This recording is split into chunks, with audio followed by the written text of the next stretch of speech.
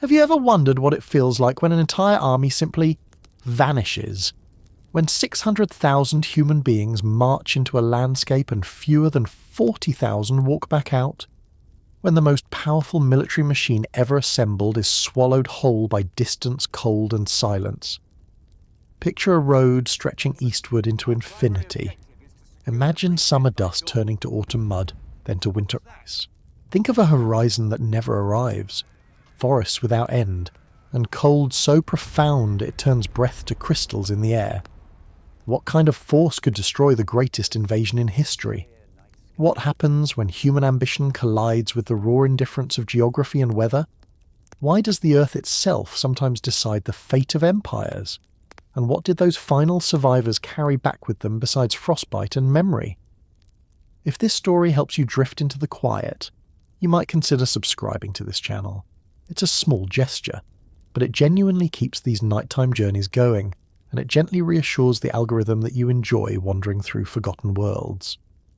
And if you're still awake for a moment, tell me where you're listening from. I read those comments like tiny stars on a map, each one marking another sleepy traveller somewhere in the world. Take a slow breath in and let it fall away. Feel the weight of your day begin to settle. Make yourself comfortable wherever you are and let the edges of the present blur just slightly. Now let's drift backward to the summer of 1812, to a moment when the largest army ever assembled stood on the edge of Russia, confident and gleaming, with absolutely no idea what was waiting for them in the endless east. You are standing in Paris in the spring of 1812, and the entire continent bends to the will of one man. Napoleon Bonaparte is 42 years old. He has redrawn the map of Europe with his victories. He controls France, Italy, Spain, and a vast network of client kingdoms, stretching from the Atlantic to the borders of the Russian Empire. Kings address him as brother. Emperors negotiate treaties in his language. No European power has been able to stop him for more than a decade. Walk with him through the gilded halls of the Tuileries Palace. Watch as ambassadors from a dozen nations wait for audiences, their faces carefully neutral, hiding fear behind diplomatic smiles. The man they have come to see is not tall, not particularly imposing in stature, but when he enters a room, the air itself seems to shift. His mind moves faster than anyone can follow. He dictates letters to 6 secretaries at once, switching between topics without pause. He has reorganized the legal systems of entire countries, personally reviewed the designs of new bridges, and planned military campaigns that will be studied for centuries. Think about what it means to be undefeated. For more than a decade, Napoleon has fought coalitions of the greatest powers in Europe and emerged victorious every time. At Austerlitz, he shattered the combined armies of Austria and Russia. At Jena, he destroyed Prussia in a single afternoon. At Wagram, he broke the Austrians again. The pattern has repeated so many times that it has become almost predictable. Europe fights him, Europe loses, Europe sues for peace, and each time France grows larger, richer, more dominant. The empire he has built is not just military, it is administrative, cultural, legal. The Napoleonic Code, his system of law, governs millions of people across the continent. French is the language of diplomacy. Paris is the centre of the world. Veterans of his campaigns carry stories of glory into every corner of Europe. Young men dream of joining his army, of riding with the old guard, of earning the Legion of Honour from the Emperor's own hand. But here is what you need to understand about empires built on conquest. They must keep expanding or they begin to collapse. Peace is not stability for Napoleon, it is stagnation. His marshals grow restless, his soldiers expect glory and plunder. The massive army he has created must be used, or it becomes a financial burden too great to sustain. And so he's always looking for the next campaign, the next enemy, the next great victory that will secure his legacy forever. In the spring of 1812, there is only one power left on the continent that has not been fully subdued: Russia.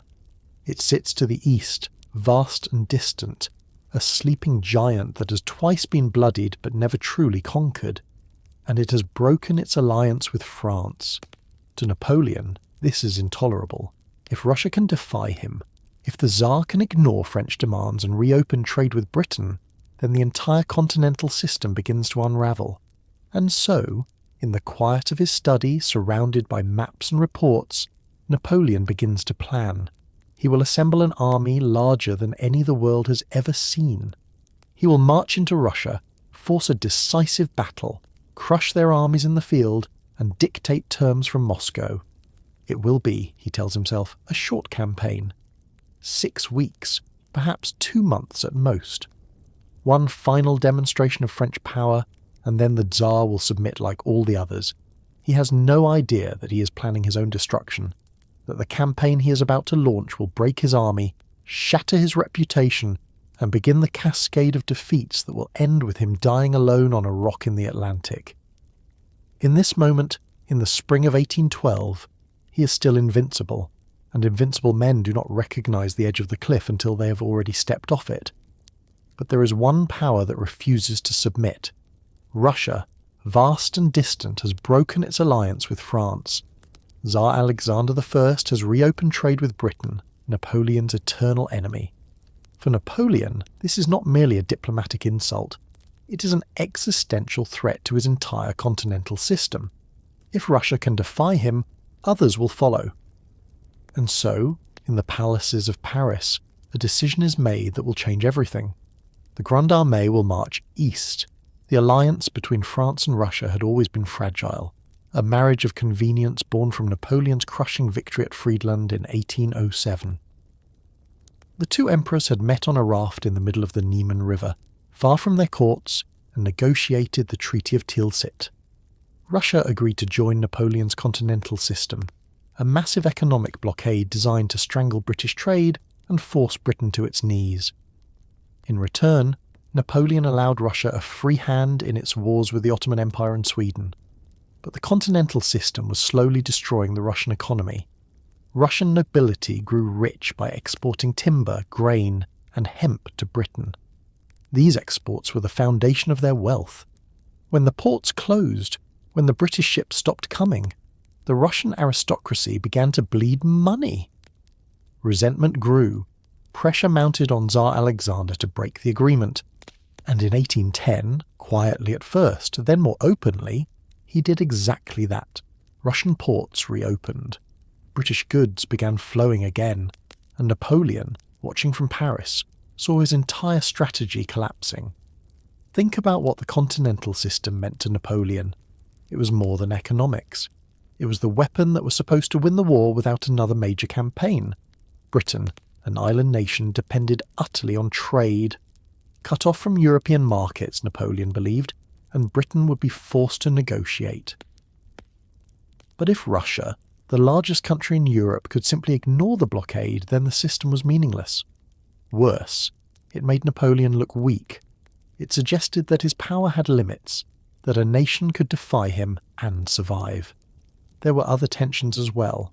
Alexander had promised to support French interests, but his actions told a different story.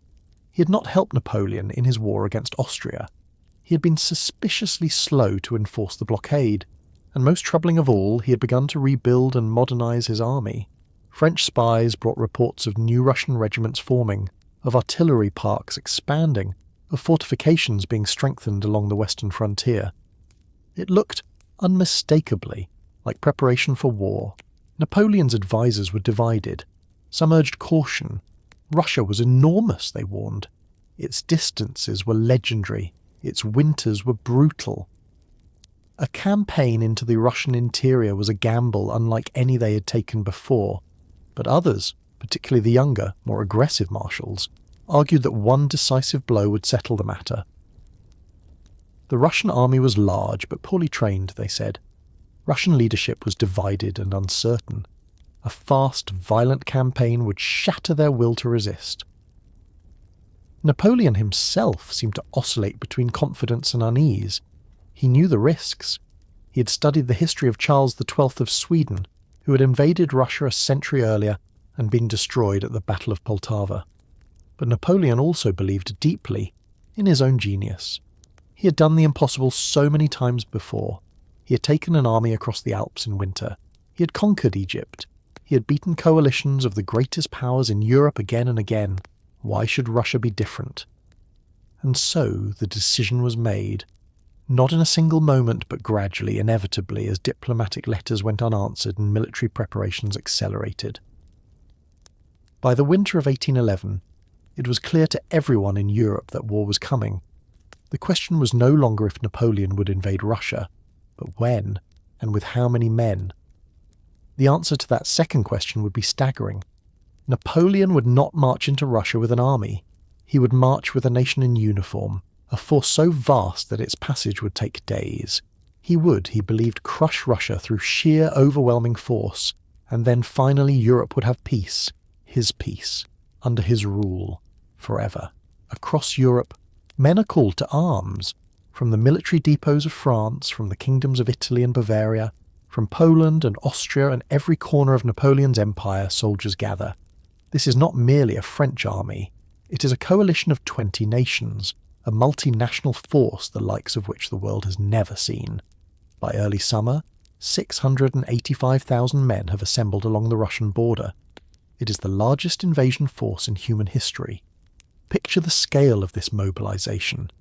In barracks from Madrid to Warsaw, soldiers receive their orders. Cavalry regiments from Bavaria ride north. Infantry battalions from Italy march over the Alps. Polish lancers, hungry for a chance to strike at their Russian oppressors, volunteer by the thousands. The Swiss, the Dutch, the Germans, the Portuguese, even the Austrians, who had fought Napoleon so many times before, now send contingents to serve under his eagles. This is the empire at its peak, pulling resources from every corner of the continent. The logistics alone are staggering. An army of 685,000 men requires an unimaginable quantity of supplies. Each soldier needs bread, meat, wine or water, and fodder for his horse if he is cavalry or artillery. Multiply that by hundreds of thousands, and you begin to see the problem. Napoleon's supply officers calculate that the army will consume the equivalent of 50,000 wagon loads of food in a single month of campaigning. 50,000 wagons require horses to pull them. Those horses require feed, which requires more wagons. The mathematics spiral into impossibility almost immediately. Napoleon's solution is characteristically bold and risky. The army will carry enough supplies to reach the Russian frontier and establish forward depots. After that, they will live off the land. They will requisition food from the Russian countryside as they advance, just as they have done in every other campaign. It is a system that has worked in the fertile, densely populated lands of Germany and Austria. It has never been tested in the vast, empty expanses of Western Russia. But Napoleon is confident. Russia has villages, farms, grain stores. The army will take what it needs. The assembly point is the Duchy of Warsaw, the Polish state Napoleon created as a buffer between his empire and Russia. Through the spring of 1812, the roads of Poland are choked with marching columns. Dust rises in clouds visible for miles. The sound of drums and the tramp of boots never ceases. Villages are overwhelmed by the sheer number of soldiers passing through. Entire forests are cut down to build temporary camps. Rivers are crossed by temporary bridges that sag under the weight of artillery trains. And the artillery is magnificent. Napoleon has always believed in the power of massed guns, and for this campaign he has assembled the largest concentration of artillery in history.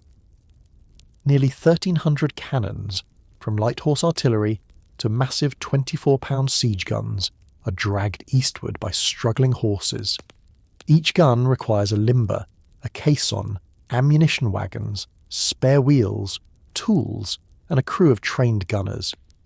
The artillery park alone stretches for miles. Watch the soldiers as they gather. They are a tapestry of languages, uniforms, and motivations. The French veterans of the old guard, grizzled men who have marched from Lisbon to Vienna, stand alongside teenage conscripts from German principalities who have never fired a shot in anger.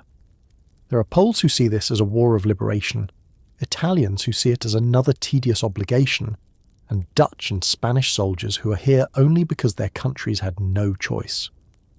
Morale, at this stage, is high. The soldiers do not yet understand what is coming. They have heard stories of Russia's size, of its cold winters, but it is June. The weather is warm, the sun is bright, and they are part of the greatest army ever assembled, led by the greatest general who ever lived. They expect a short, glorious campaign, a few battles, a triumphal entry into Moscow, and then home by autumn with plunder and stories. They pack their knapsacks lightly. They joke about Russian vodka and Russian women. They have no idea that most of them will never see home again. On the night of June 24th, 1812, the crossing begins. Pontoon bridges are thrown across the Neman River on the border between Poland and Russia. For 3 days and nights, the Grand Army pours across. Cavalry squadrons, artillery trains, infantry columns stretching beyond sight. Napoleon himself crosses at the head of his Imperial Guard, and the men cheer as though victory is already certain. They have no idea they are walking into the largest graveyard in military history. The Neman River is not particularly wide or deep at the crossing points Napoleon has chosen, but it is the symbolic threshold. On one side is the Duchy of Warsaw, a client state, familiar territory. On the other side is Russia, vast and unknown. The engineers have worked for days to position the pontoon bridges, long floating platforms made of wooden boats lashed together and covered with planks. The bridges sway and creak under the weight of the army, but they hold. Stand on the riverbank and watch the crossing. It is a spectacle of almost incomprehensible scale. The columns move without pause day and night. Cavalry first, their horses nervously stepping onto the swaying planks. Then infantry marching in formation, their muskets shouldered, their packs heavy. Then the artillery, the massive guns hauled by teams of sweating horses, the wheels grinding over the wooden planks with sounds like distant thunder. And then the supply wagons, thousands of them carrying ammunition, food, medical supplies, spare equipment, everything an army of this size requires. The crossing takes 3 full days. Think about what that means. For 72 hours without interruption, men and horses and wagons stream across the river. If you stood in one place and watched, you would see an endless river of humanity, pouring eastward with a kind of terrible momentum. By the time the last regiments cross, the first units are already dozens of miles into Russian territory. Napoleon crosses on the second day, surrounded by his Imperial Guard. These are the elite of the elite, veterans hand-picked for loyalty and skill, dressed in their distinctive tall bearskin hats and dark blue uniforms. When the Emperor's horse steps onto the bridge, the men lining the riverbank erupt in cheers. They shout his name, they wave their shakos in the air. Some weep with emotion. This is the man who has led them to victory after victory. This is the man who made France the master of Europe. And now he is leading them into Russia. And they believe, truly believe, that nothing can stop them.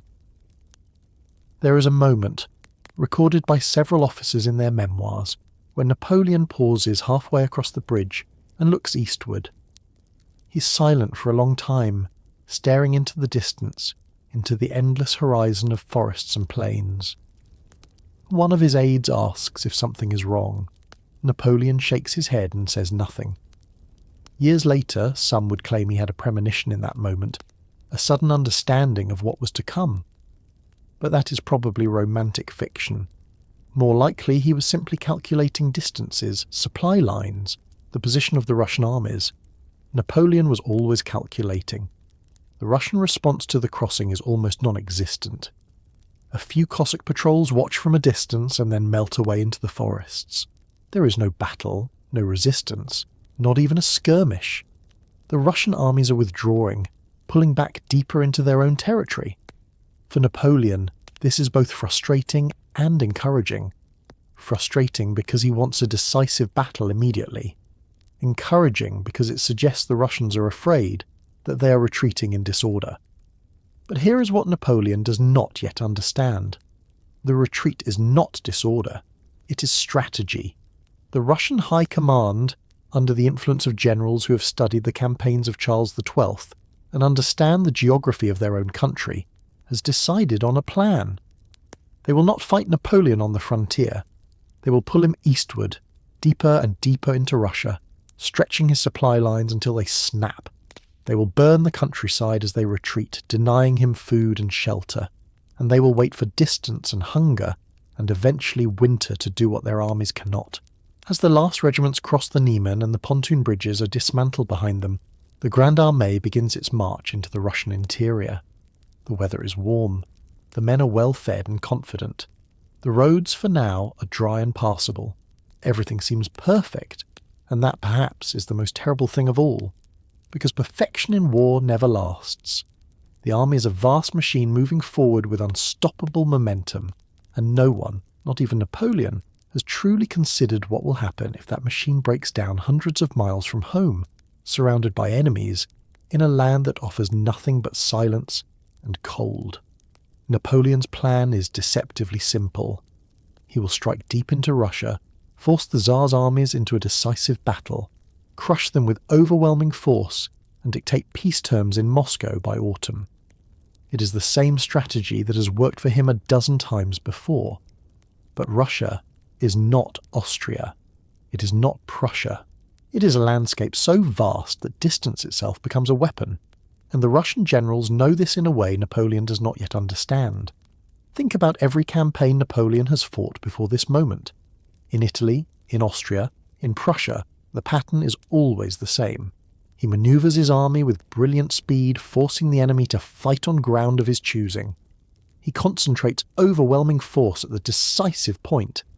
The enemy army breaks, the capital falls, the king or emperor sues for peace. The entire process rarely takes more than a few months. It is warfare, as Napoleon understands it, fast, decisive, and brutal. But this strategy depends on certain conditions. It requires that the enemy has a capital worth capturing, a heartland that can be threatened, supply depots that can be seized, and armies that will stand and fight to defend them. It requires, most critically, that the distances involved are manageable, that an army can march from the frontier to the capital in a matter of weeks, not months. Napoleon has never fought a campaign where these conditions did not apply. He is about to discover what happens when they vanish entirely.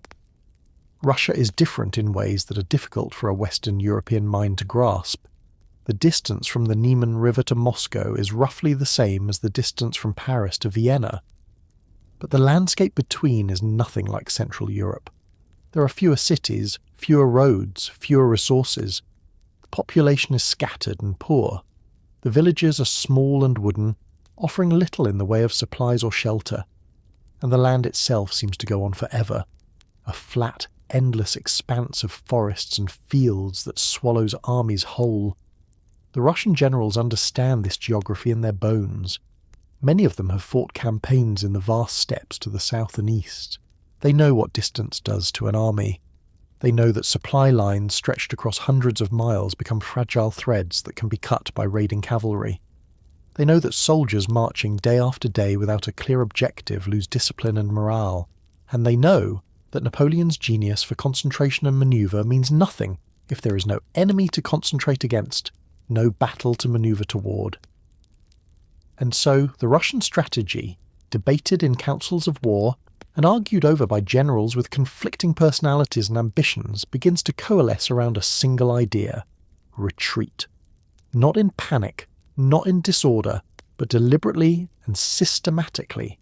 Pull the French deeper into Russia, stretch their supply lines, avoid decisive battle, and wait for the massive invading army to collapse under its own weight. This is not a popular strategy. Many Russian nobles are furious at the idea of surrendering their estates without a fight. Officers who have spent their careers studying the glories of offensive warfare find the idea of constant retreat humiliating. And Tsar Alexander himself is deeply uncomfortable with the political implications. How can he justify abandoning Moscow, the ancient heart of Russia, without firing a shot? But the logic is undeniable. Russia cannot defeat Napoleon in open battle. Not yet. Not with the forces they have. But Russia can outlast him. Napoleon, for his part, misreads the retreat entirely. He sees it as evidence that the Russians are afraid, that they are disorganized, that they are buying time to negotiate. He pushes his army forward with increasing urgency, trying to catch the retreating Russian forces and force them into battle. But the Russians stay just out of reach, like a shadow that moves as you approach it. every time French scouts report that the Russian army is nearby, that a battle is imminent, the Russians slip away in the night and continue their march eastward. And so begins a chase that will last for months. The Grande Armée marches deeper and deeper into Russia, following roads that turn to mud in the rain, through forests that seem to have no end, past villages that have been evacuated and burned. The soldiers grumble, the distances are exhausting, the food is running low, and there is no glory in this, no great battle, no triumphant entry into captured cities.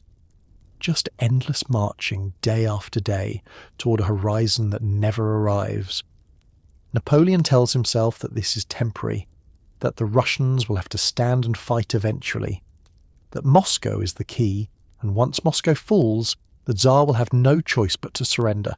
He has built his entire career on this kind of decisive, aggressive warfare, and he cannot imagine that it will fail him now. But what he does not understand, what he cannot see, is that the very things that made him invincible in Europe are the things that will destroy him in Russia. His speed becomes exhaustion, his aggression becomes overextension, and his confidence becomes blindness. The strategy that isn't there, the battle that never happens, the enemy that refuses to fight. These are the things that will break the greatest army in history. The Russian armies do not stand and fight. Instead, they pull back. Day after day, mile after mile, they retreat eastward, drawing Napoleon deeper into their territory. The French advance, expecting battle, and find only empty roads and abandoned villages. It is infuriating. It is exhausting. And it is exactly what the Russians intend. Every step eastward stretches Napoleon's supply lines thinner. Every day of pursuit burns through rations and horseshoes, and the morale of men who expected glory, not endless marching. Watch the Grande Armée as it moves through the Russian countryside in those first weeks of July. The roads, such as they are little more than dirt tracks that turn to thick clinging mud with every summer rainstorm. The infantry marches in columns that stretch for miles, their uniforms already dusty and worn, their faces showing the first signs of exhaustion. The cavalry rides ahead and on the flanks, scouting for the Russian army that is always just beyond reach, and the supply wagons struggle in the rear, their wheels sinking into the mud, their drivers cursing and whipping the straining horses. The pursuit has a rhythm to it. Each morning the army breaks camp and marches eastward. The scouts ride ahead and report that the Russians are close, perhaps just a day's march away, perhaps encamped on the other side of the next river or forest.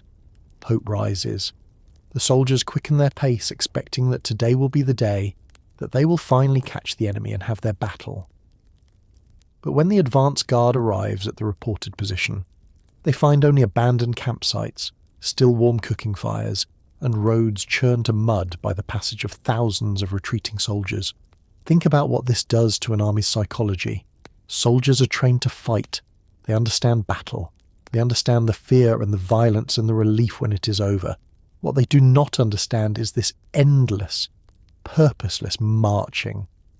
There is no enemy to hate, no objective to capture, no victory to celebrate. Just walking, day after day, into a landscape that offers nothing but emptiness and silence.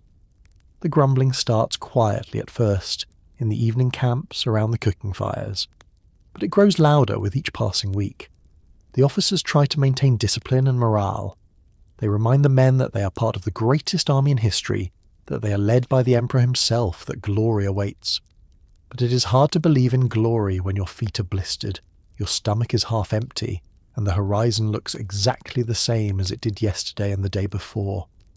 Some soldiers begin to fall out of the march.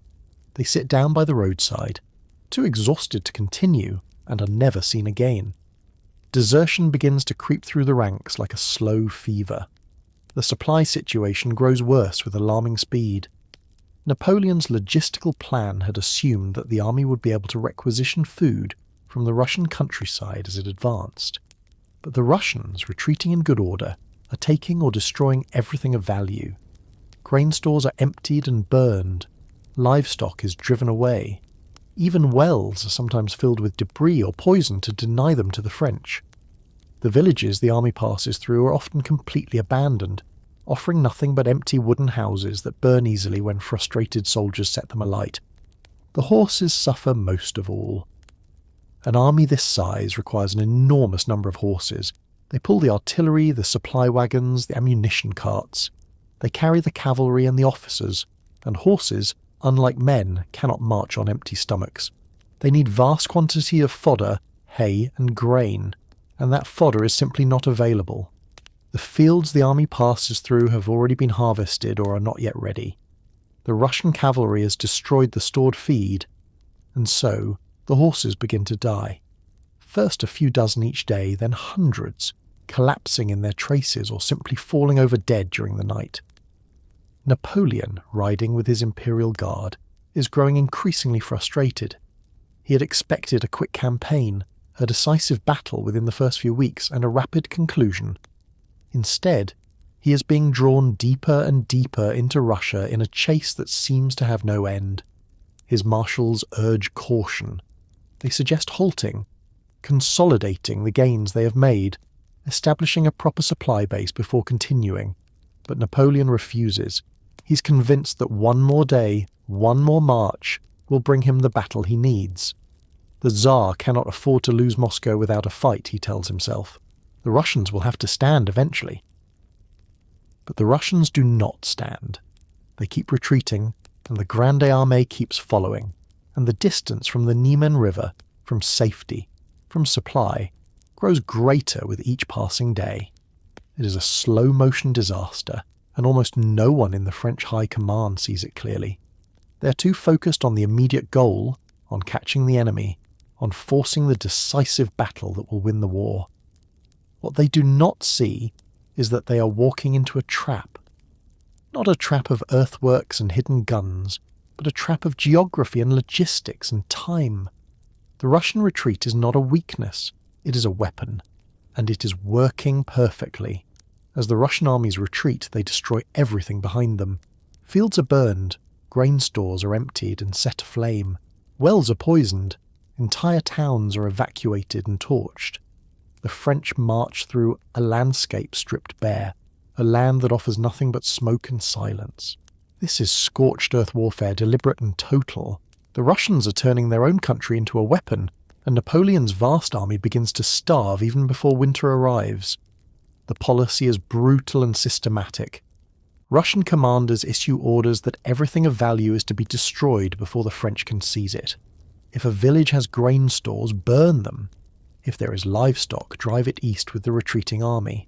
If there are bridges, destroy them. If there are mills, set them alight. Leave nothing, absolutely nothing, that the invading army can use.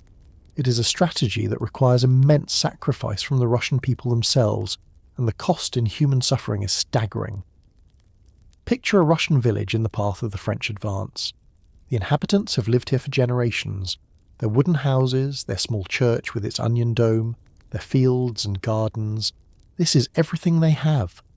And then the order comes. The French are 3 days away. Everything must be burned. The villagers are given a few hours to gather what they can carry. Their icons, a few clothes, perhaps some tools, and then they are herded eastward with the retreating army. Behind them, soldiers set fire to their homes. The grain they had stored for the winter goes up in flames. Their entire world becomes smoke and ash. This is not random destruction. It is calculated. The Russian generals know that Napoleon's army is too large to be supplied by its wagon trains alone. They know that French success in previous campaigns depended on living off the land, seizing local resources, and requisitioning food from conquered territories. If Russia can deny them those resources, if the land itself becomes hostile and empty, then the French will starve. And a starving army, no matter how large, will collapse. The French soldiers marching through this scorched landscape are confronted with a kind of warfare they have never experienced before. In Germany, in Austria, in Italy, when they entered a town, there was food to be requisitioned, wine to be drunk, local supplies to be seized. Here, there is nothing. The buildings are already burning when they arrive. The fields are blackened stubble. The wells have been filled with stones or fouled with dead animals.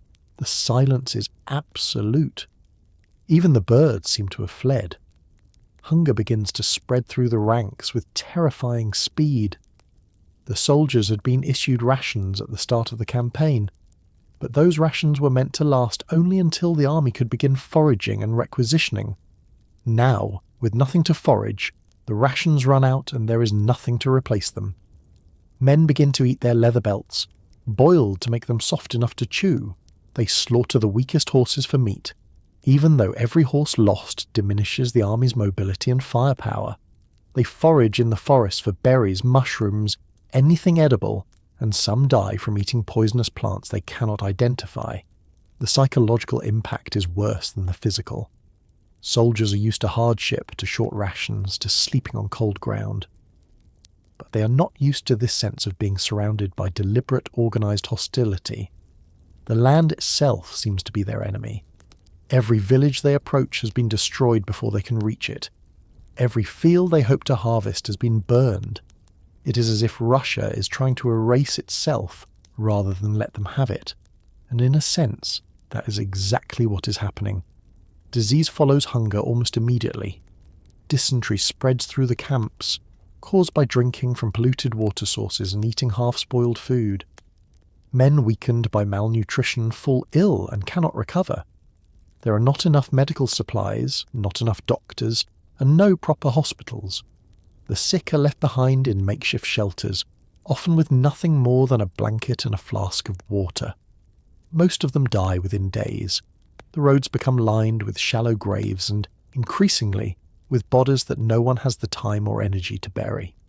Napoleon receives reports of the deteriorating situation, but he dismisses them. Armies always suffer on campaign, he tells his staff. Once we engage the Russians in battle and break their will, the supply situation will resolve itself. We will occupy their cities, seize their depots, and the men will be fed. But this assumption is based on every campaign he has fought before. Campaigns where the enemy had cities worth capturing and supply depots worth seizing. In Russia, the cities are being burned before he reaches them, and the supply depots are retreating eastward with the Russian army. The scorched earth policy is working, not in dramatic, sudden ways, but slowly, steadily, inexorably. Every day the Grande Armée grows a little weaker, a little hungrier, a little more demoralised. Every day more horses die and more soldiers fall out of the march, and every day the distance back to safety, back to supply, back to friendly territory grows greater. The Russian generals do not need to defeat Napoleon in battle. They only need to wait. The land is doing their work for them. The first soldiers begin to die in July, not from bullets, but from exhaustion, disease, and hunger. Dysentery spreads through the camps. Horses collapse by the thousands, too weak to pull the artillery. Men fall out of formation and are never seen again, lost to illness or desertion. By the time the army reaches Smolensk in August, nearly 150,000 men have already been lost, and they have not yet fought a single major battle. Think about that number for a moment. 150,000 men. That is an entire army, larger than most nations could field, and they are gone.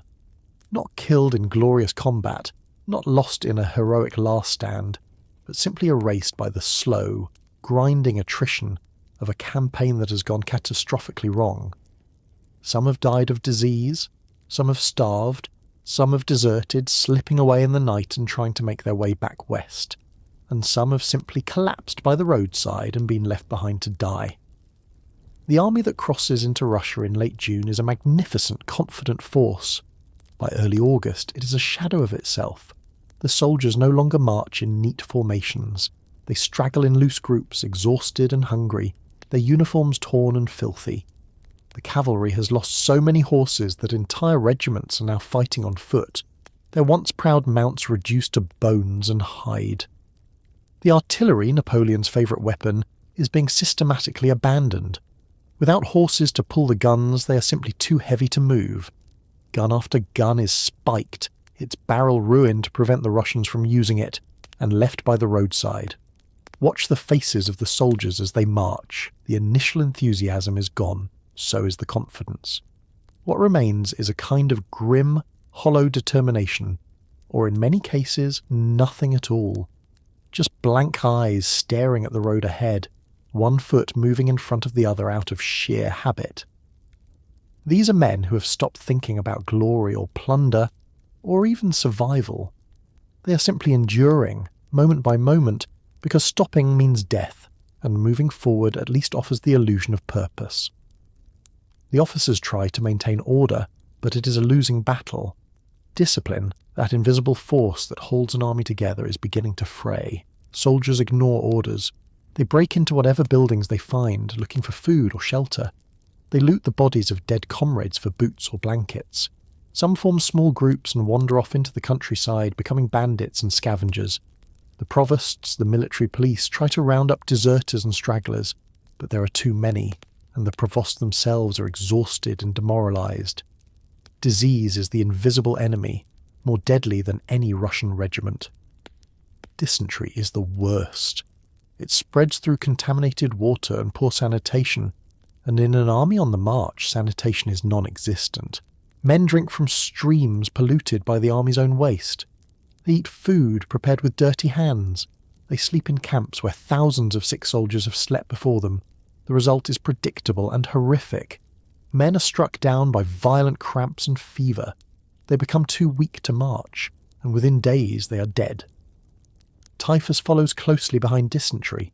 It is carried by lice, and lice thrive in the unwashed uniforms and crowded camps of an army that has not had a proper rest in weeks. The symptoms start with fever and headache, then progress to delirium and death. There is no treatment.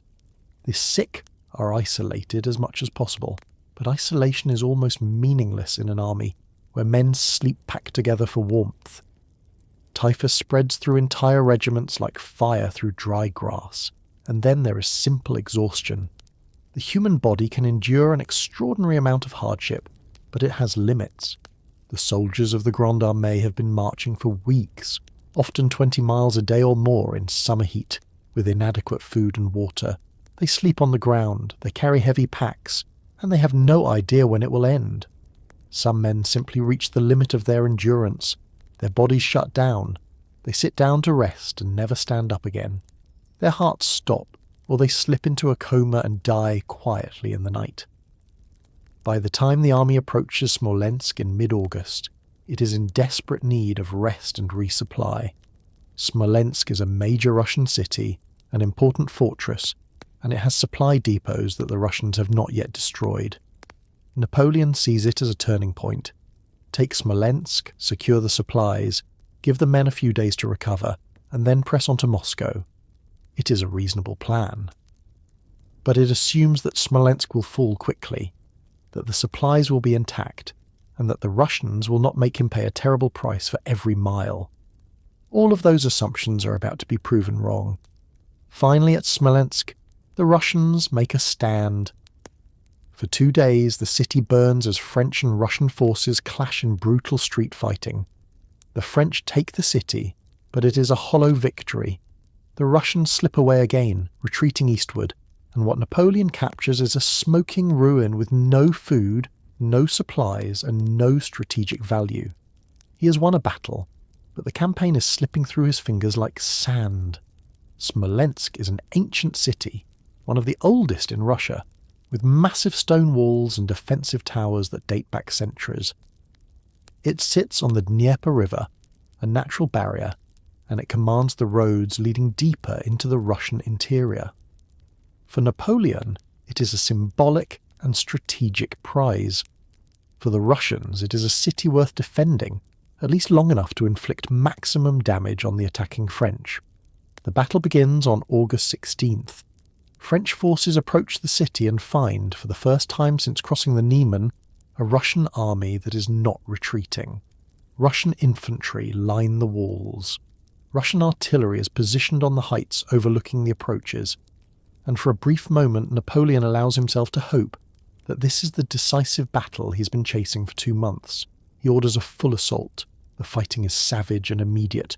French infantry storm the walls under heavy fire. Russian guns tear holes in the attacking columns, but the French keep coming, climbing over their own dead to reach the fortifications. Artillery duels echo across the river valley, the guns firing at point-blank range, the smoke so thick that soldiers fight in near darkness. Buildings inside the city catch fire from the bombardment, and the flames spread rapidly through the wooden structures. For 2 days, the battle rages. Street by street, building by building, the French push into Smolensk. Russian defenders fight with desperate courage, knowing that every hour they hold the city is another hour for the main Russian army to retreat eastward. The casualties on both sides are horrific. Entire battalions are shattered in a few hours of fighting. The wounded crawl through burning streets looking for water or shelter. The dead pile up in alleyways and courtyards. And then, on the night of August 17th, the Russians withdraw. Under cover of darkness, they evacuate the city, pulling back across the Dnieper and continuing their retreat. When French soldiers enter the smouldering ruins the next morning, they find that the enemy has vanished once again. The victory, such as it is, belongs to Napoleon, but it is a victory that feels like defeat. Walk through Smolensk in the aftermath of the battle. The city is a smoking wasteland. The fires have consumed most of the wooden buildings. The stone walls are scarred by cannon fire. The streets are littered with rubble, broken weapons and bodies. And most devastating of all, the supply depots that Napoleon had counted on are destroyed. The Russians, before withdrawing, burned the warehouses full of grain and ammunition. They spiked the guns they could not carry. They left nothing of value behind. Napoleon's soldiers, exhausted and starving after weeks of marching and 2 days of brutal combat, find nothing to eat, no place to rest, no reward for their sacrifice. The city they fought so hard to capture offers them only ruins and ashes. The frustration and anger are palpable. Some soldiers break discipline entirely, looting what little remains, drinking themselves into oblivion on whatever alcohol they can find, and venting their rage on the handful of Russian civilians who did not evacuate. The strategic situation is now painfully clear to anyone willing to see it. The Russian army remains intact. The retreat continues, and the Grande Armée, despite capturing a major city, is weaker than it was before the battle. Thousands more men have been killed or wounded. Ammunition has been expended. Supplies have not been replenished, and the distance back to friendly territory has grown even greater. Napoleon's marshals gather for a council of war. The debate is fierce. Some argue that the army must halt here, that Smolensk should be fortified and used as a winter base, that continuing deeper into Russia in this weakened state is madness. Others, loyal to Napoleon and unwilling to question his judgment, argue that Moscow is only 200 miles away, that the fall of Moscow will force the Tsar to negotiate, that one more push will end the campaign. Napoleon himself seems paralysed by indecision. For the first time in his career, he appears uncertain. He walks the walls of Smolensk, staring eastward, weighing his options. Part of him knows that his marshals are right, that the prudent course is to halt and consolidate. But another part, the part that has never retreated, that has always gambled and won, cannot accept the idea of stopping so close to his goal. Moscow is there, just beyond the horizon, the ancient capital, the symbolic heart of Russia. How can he turn back now? In the end, ambition wins over caution. Napoleon gives the order to continue the advance. The army will rest at Smolensk for a few days to bury the dead and treat the wounded, and then it will march on Moscow. It is a decision born of pride, of momentum, of the terrible logic that says, having come this far, we cannot turn back now, and it is a decision that will doom them all. Napoleon faces a choice. He can halt, consolidate his gains and winter in Smolensk, or he can press on toward Moscow, gambling that the capture of Russia's ancient capital will force the Tsar to surrender. His marshals beg him to stop. They warn him that the army is disintegrating, that winter is coming, that Moscow is still 200 miles away. But Napoleon has never retreated in his life. He gives the order to march. Think about the weight of that decision. Napoleon is standing at a crossroads, not just geographically but historically. One path leads to safety, or at least to survival. The other leads into the unknown, into a gamble that has already cost him a third of his army. His most trusted commanders are telling him, with increasing urgency, that continuing is a mistake, and yet he cannot bring himself to stop. Part of the problem is psychological.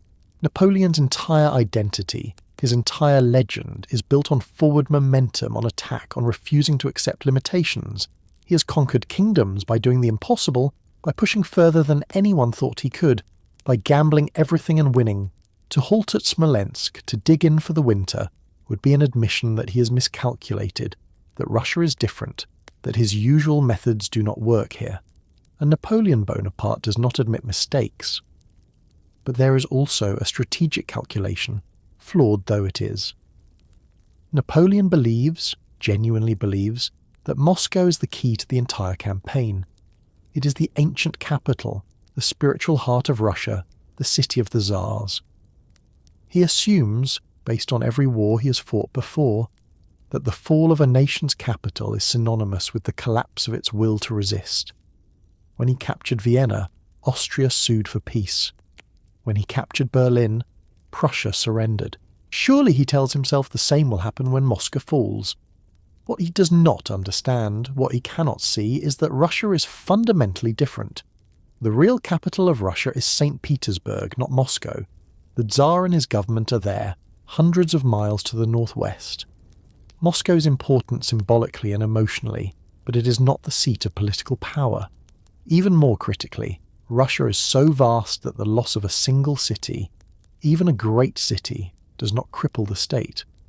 The country can absorb the loss and continue fighting. Napoleon does not grasp this because he has never fought an enemy like this before.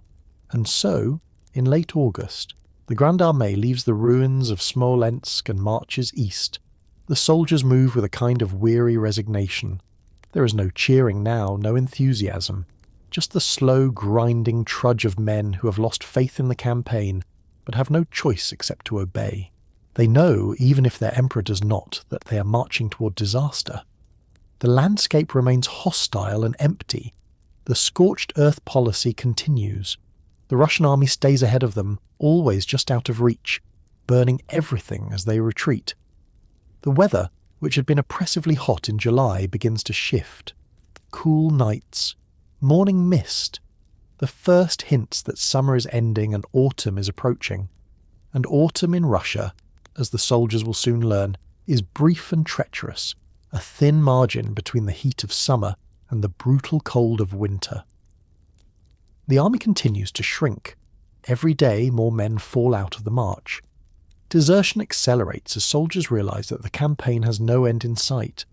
Some slip away in small groups, trying to make their way back west, hoping to survive by scavenging and hiding. Others simply sit down by the roadside, too exhausted to continue and wait to die. The officers no longer try to stop them. There are too many, and the effort is futile. Discipline, that invisible structure that turns a mob into an army, is collapsing. Units that were once proud regiments are now ragged collections of starving, demoralised men. Officers have lost control. Soldiers ignore orders, wander off to forage, and sometimes never return. The baggage trains are looted by the army's own rear guard. Weapons are discarded to lighten the load. The once magnificent Grande Armée is becoming a horde of desperate, hungry refugees, still moving forward out of sheer inertia. And yet, unbelievably, they press on. Moscow is 200 miles away, then 150, then 100. The reports from scouts indicate that the Russian army is still retreating, but that it is slowing, that it might finally make a stand to defend the capital. Napoleon seizes on this news with desperate hope. A battle, finally, a battle. One decisive engagement, one crushing victory, and this nightmare will end. He pushes the army harder, faster, driving them toward the confrontation he has been chasing since June. What Napoleon does not know, what he cannot know, is that the Russian High Command is deeply divided. Some generals want to continue the retreat, to let the French exhaust themselves completely before engaging. Others, under intense pressure from the Tsar and the Russian nobility, argue that Moscow cannot be abandoned without a fight, that Russian honour demands they stand and defend the ancient capital. The debate is fierce, but eventually the decision is made. The Russian army will stop retreating. It will dig in and fight. And the place they choose for that battle is a small village called Borodino. On September 7th, 1812, the two armies finally meet in open battle at a small village called Borodino. It is the largest and bloodiest single day of combat in the Napoleonic Wars. For 12 hours, French and Russian soldiers slaughter each other in waves. Artillery roars without pause. The ground is soaked in blood. By nightfall, 70,000 men lie dead or dying. The French hold the field, but the Russian army, battered but intact, retreats once more. Napoleon has his victory, but it has cost him everything. The battlefield at Borodino is a gently rolling landscape, crossed by a small river and dotted with villages and earthwork fortifications. The Russians have chosen their ground carefully. They have built a series of redoubts, defensive positions reinforced with earth and timber, bristling with artillery. Their army, numbering over 120,000 men, is arrayed in depth, determined to make the French pay in blood for every yard of ground.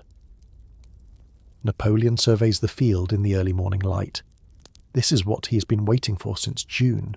A pitched battle, a chance to use his tactical genius, to concentrate overwhelming force at the decisive point, to break the Russian army once and for all. He orders his artillery forward, the largest concentration of guns he has ever assembled in a single battle. Over 500 cannons are positioned along the French line, wheel to wheel, ready to deliver a bombardment of unprecedented scale. The battle begins at dawn with a thunderous artillery barrage that shakes the earth. For hours, the guns fire without pause, hurling iron shot and explosive shells into the Russian positions. The noise is beyond description, a continuous roar that drowns out everything else, that leaves men deaf and trembling. The smoke from hundreds of cannons creates a thick fog that hangs over the battlefield, turning day into twilight. Under cover of this bombardment, French infantry advances in massive columns. They march directly into the teeth of the Russian defences, straight into the storm of cannon and musket fire pouring from the redoubts. The casualties are immediate and catastrophic. Men are torn apart by cannonballs. Entire ranks disappear in bursts of grapeshot.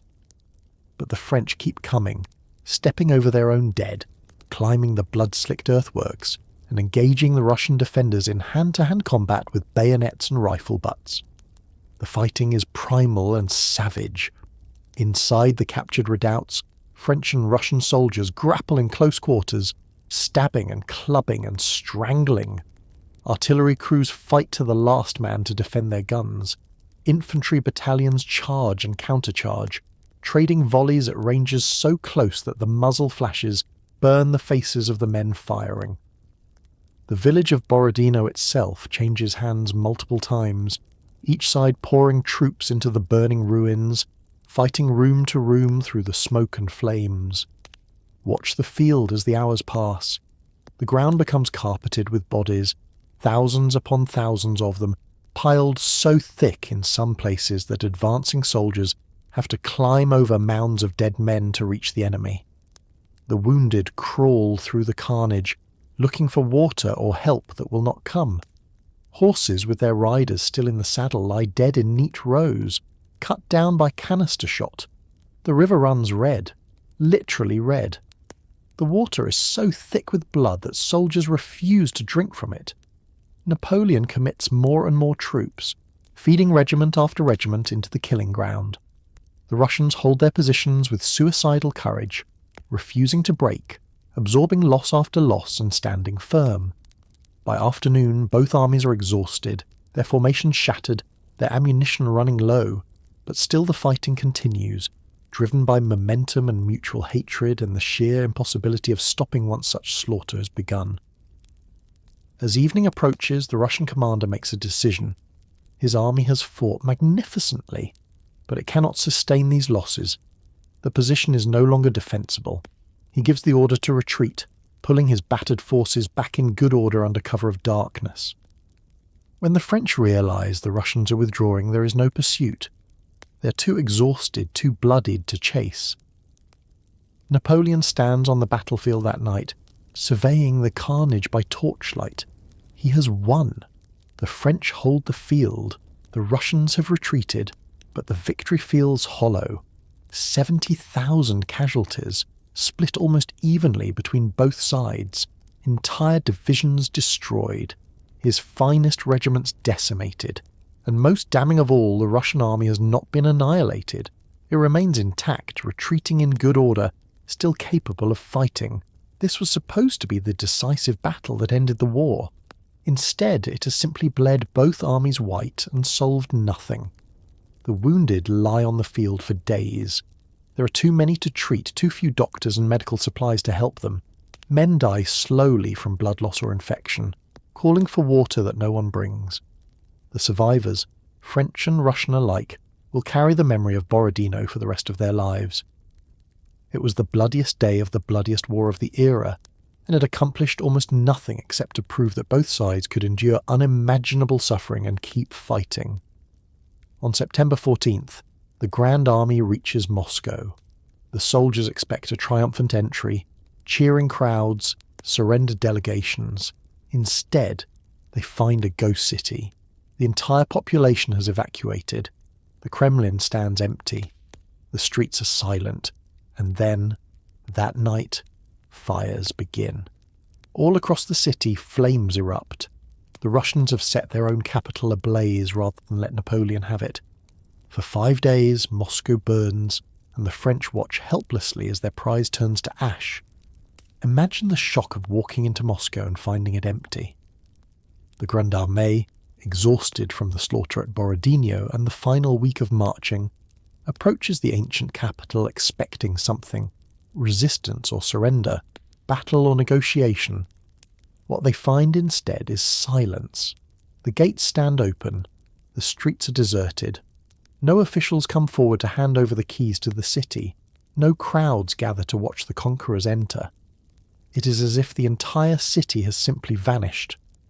The soldiers wander through the abandoned neighbourhoods in a kind of dazed disbelief. Moscow is not like European capitals they have captured before. It is a strange, exotic place, a city of wooden houses painted in bright colours, of onion-domed churches covered in gold leaf, of Byzantine architecture that feels utterly foreign. And it is completely, eerily empty. Doors swing open in the breeze, tables are set with meals that were never eaten. Personal belongings lie scattered in the streets, dropped by fleeing residents. Napoleon himself enters Moscow and takes up residence in the Kremlin, the ancient fortress at the heart of the city. He walks through the empty palaces, his footsteps echoing in the vast halls, and tries to make sense of what has happened. Where are the city's leaders? Where are the delegations offering surrender? Where are the crowds, friendly or hostile? The absence of people is more unsettling than any battle. It suggests that the Russians are playing by rules Napoleon does not understand. And then, that first night the fires begin. It starts in several places simultaneously, scattered across different districts. Small fires at first, easily containable, but they spread with unnatural speed, leaping from building to building, feeding on the dry wooden structures that make up most of Moscow. By midnight, entire neighbourhoods are ablaze. By dawn, the fires have merged into an inferno that consumes half the city. There is debate even now about who started the fires. Some French accounts claim it was deliberate Russian sabotage, that agents were left behind specifically to burn Moscow. Russian accounts sometimes claim the fires were accidental, started by careless French soldiers looting the abandoned houses. The truth is probably both. Some fires were certainly deliberate, set by Russian patriots who would rather see their city destroyed than occupied. Others were started by French troops, whether through carelessness or malice, who broke into wine cellars and celebrated their arrival by drinking themselves unconscious, knocking over lamps and candles in the process. Regardless of how they started, the fires become unstoppable. Moscow burns for 5 days. The French soldiers, who had hoped to find shelter and supplies in the city, instead find themselves fighting for survival against the flames. Buildings collapse in showers of sparks. Streets become rivers of fire. The smoke is so thick that breathing becomes difficult. Soldiers loot what they can from buildings not yet burning, carrying out armfuls of furs, silk, wine, anything valuable, and then watch as the flames consume the rest. Napoleon stands in the Kremlin courtyard and watches his prize burn. The irony is almost unbearable. He has marched 600 miles. He has lost half his army to hunger, disease, and battle. He has fought the bloodiest engagement of his career, and all of it was to capture a city that is now turning to ash before his eyes. The great golden domes of the churches glow like furnaces in the firelight. Entire districts disappear in walls of flame, and there is nothing he can do but watch. When the fires finally burn themselves out, roughly 3/4 of Moscow is gone. What remains is a blackened wasteland, a landscape of charred timber and collapsed buildings and streets choked with ash. The supplies Napoleon had counted on, the warehouses full of grain and ammunition that would sustain his army through the winter, have been consumed by the flames. A few structures remain intact, mostly the stone buildings in the centre of the city, but they offer little comfort to an army of 100,000 hungry, exhausted men. The soldiers settle into the ruins with a kind of grim resignation. They salvage what they can from the wreckage, shelter in the few buildings still standing and wait for orders. Some give in to despair and drink themselves to death on the vast quantities of wine and vodka they find in the cellars. Others descend into lawlessness, looting and fighting among themselves over scraps. Discipline, already fragile, collapses entirely in some units. And Napoleon, sitting in the Kremlin surrounded by the smoking ruins of the city he fought so hard to capture, begins to write letters to Tsar Alexander. He proposes peace negotiations. He offers reasonable terms. He waits for a reply. Because what else can he do? He has achieved his objective. He has taken Moscow, and it has gained him nothing. Napoleon occupies the ruins of Moscow and waits. He sends letters to Tsar Alexander proposing peace negotiations. He's certain that the fall of Moscow will bring the Russians to the table. But the Tsar does not reply. Days turn into weeks. September fades into October. The first snows begin to fall, and still there is no answer. Napoleon, for perhaps the first time in his career, does not know what to do. He has won every battle and lost the war. Think about the psychology of waiting. Napoleon is a man of action, of decisive movement, of constant forward momentum. Sitting in one place, doing nothing, waiting for an answer that may never come, is a form of torture for someone like him. But he has no other options. He cannot advance further into Russia. The army is too weak. He cannot force another battle. The Russians have withdrawn and will not engage. And he cannot retreat, not yet, because retreat would be an admission of defeat. And so, he waits. The army settles into the ruins of Moscow and tries to create some semblance of order. Officers commandeer the few intact buildings for headquarters. Soldiers bivouac in the charred remains of houses, stretching canvas over burned timbers to create crude shelters. Foraging parties venture out into the surrounding countryside, but they find the same scorched earth that has plagued them since June. The area around Moscow has been stripped bare. The letters Napoleon sends to Tsar Alexander are masterpieces of diplomatic language. He does not demand surrender. He proposes a negotiated peace between equals. He suggests that both sides have proven their courage and strength, that further bloodshed serves no purpose, that it is time for reasonable men to end the conflict. He offers to withdraw from Moscow in exchange for a treaty that recognizes French interests in Europe. The letters are sent through various channels, some through official diplomatic routes, others through intermediaries, and captured Russian officers released specifically to carry messages. But there is no reply, not a single word from St. Petersburg. The silence is more devastating than any diplomatic rebuff would have been. It suggests that the Tsar is not even considering negotiation, that he does not view Napoleon as someone worth responding to, that the fall of Moscow means nothing to him. And slowly Napoleon begins to understand the terrible truth. Russia is not going to surrender. Ever. The weather begins to change. The warm September days give way to cool October nights.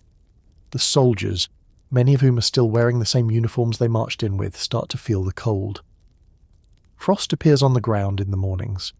The sky takes on that pale, brittle quality that precedes winter.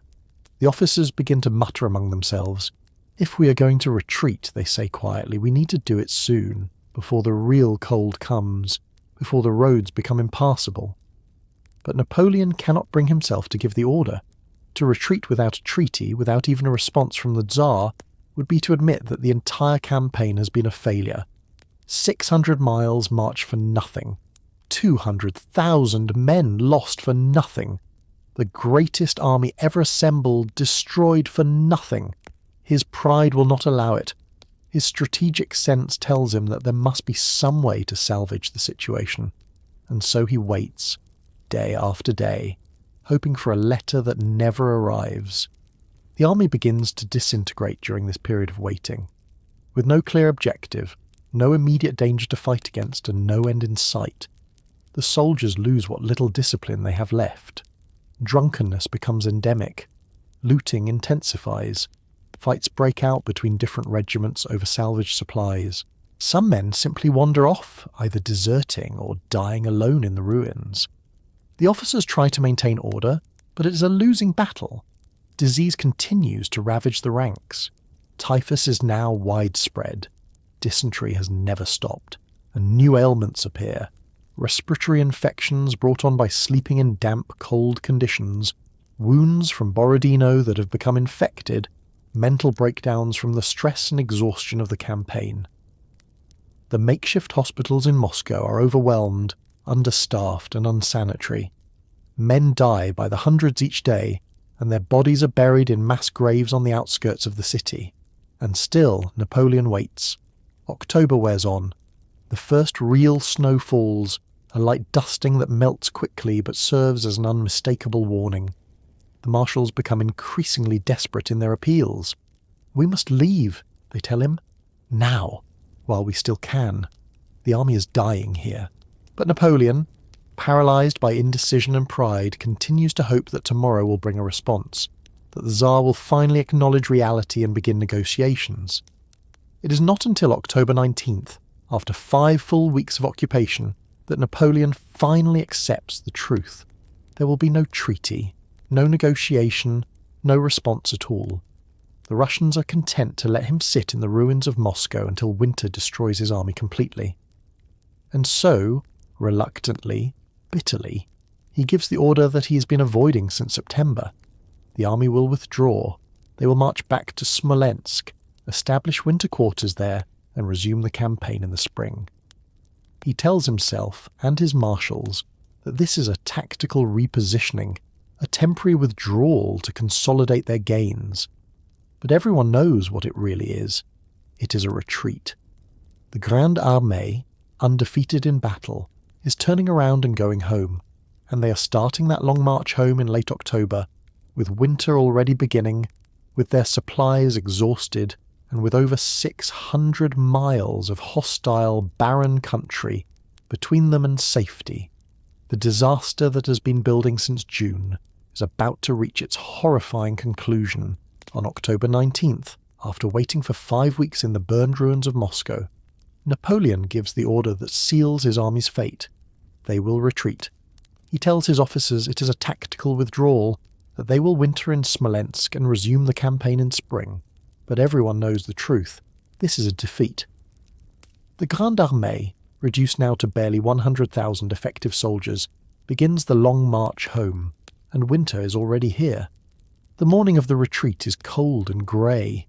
The soldiers form up in the streets of Moscow, their breath visible in the autumn air, their faces showing neither relief nor hope, just exhaustion. They have been told they are marching to Smolensk, that supplies and shelter await them there, that this is just a temporary relocation, but no one believes it. They know they are running, and they know that hundreds of miles of hostile territory lie between them and safety.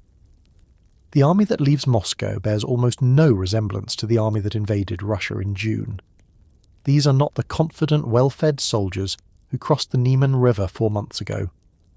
These are scarecrows in tattered uniforms, gaunt and hollow-eyed, many of them sick or wounded, all of them pushed far beyond the normal limits of human endurance. They carry what they can, their weapons, if they still have them, a blanket, perhaps some looted goods from Moscow. The rest has been abandoned. The retreat begins in relatively good order. The army marches south initially, taking a different route than the one they used to approach Moscow. Napoleon hopes this road will offer better foraging opportunities, since it has not yet been stripped bare by their own advance. But the hope is quickly dashed. The Russians, anticipating this move, have already burned the villages along this route as well. The landscape is just as empty and hostile as everything they have seen before.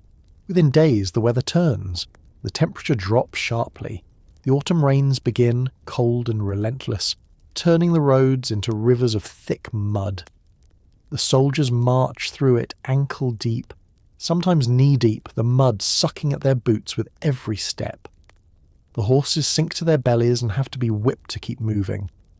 Wagons become mired and are abandoned. Artillery pieces, those precious guns that Napoleon has always prized so highly, are left behind one by one as the horses pulling them collapse and die. The cold at night becomes serious. It is not yet the brutal, deadly cold of deep winter, but it is enough to kill men who are already weakened by hunger and disease. Soldiers huddle together for warmth, sleeping in the open because there are no buildings, no shelter, nothing but empty fields and burned villages. In the morning, some do not wake up. They are frozen to death in their sleep, and their comrades strip the bodies of anything useful, boots, coats, blankets, and leave them by the roadside. Discipline, that fragile thread that has been fraying since August, finally breaks. The army ceases to march in organised units. Instead, it becomes a vast, disordered mob, everyone moving westward at their own pace, in small groups or alone, driven only by the instinct to survive. Officers no longer give orders because no one obeys them. Regiments dissolve. Soldiers throw away their weapons to lighten their load. The fighting force that Napoleon brought to Russia is transforming into a horde of refugees fleeing for their lives. And then the Cossacks appear. Russian light cavalry, masters of the hit-and-run raid, begin to shadow the retreat. They do not attack the main body of the army. That is still too dangerous. Instead, they pick off stragglers, any soldier who falls behind, who sits down to rest, who wanders away from the main column is cut down. The Cossacks appear out of nowhere, strike with sabres and lances and vanish before anyone can respond. The psychological effect is devastating. The French soldiers realise they are being hunted. The march becomes a nightmare of constant low-level attrition. Men die of hunger, of cold, of disease, of exhaustion. They die in Cossack raids. They die by simply giving up, sitting down in the snow and waiting for the end. Every morning, the army is smaller than it was the day before. Every mile westward is marked by bodies and abandoned equipment. The road back to Smolensk is becoming a trail of the dead. Napoleon himself seems diminished. He rides at the head of what remains of his imperial guard, surrounded by his most loyal officers. But the usual energy and confidence are gone. He is quiet, withdrawn, staring at the road ahead with an expression that suggests he is finally beginning to understand the magnitude of what has happened. He has gambled everything and lost. And now all he can do is try to get as many of his soldiers home alive as possible. By early November, barely 2 weeks into the retreat, the army has covered less than a third of the distance to Smolensk, and it has already lost tens of thousands more men. The temperature continues to drop, light snow begins to fall, and the soldiers, looking at the horizon, at the endless white landscape stretching before them, realise with a kind of cold certainty that most of them are not going to make it home. The temperature drops.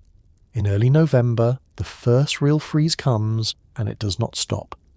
Within days, the cold becomes something none of these men have ever experienced. It falls to minus 20 degrees Celsius, then minus 30. Breath freezes in beards. Fingers and toes turn black with frostbite. Horses die by the hundreds every night, freezing where they stand. The soldiers, many still in their summer uniforms, begin to understand that the cold is now the enemy, and it is more merciless than any army. Think about cold, real cold, the kind that kills.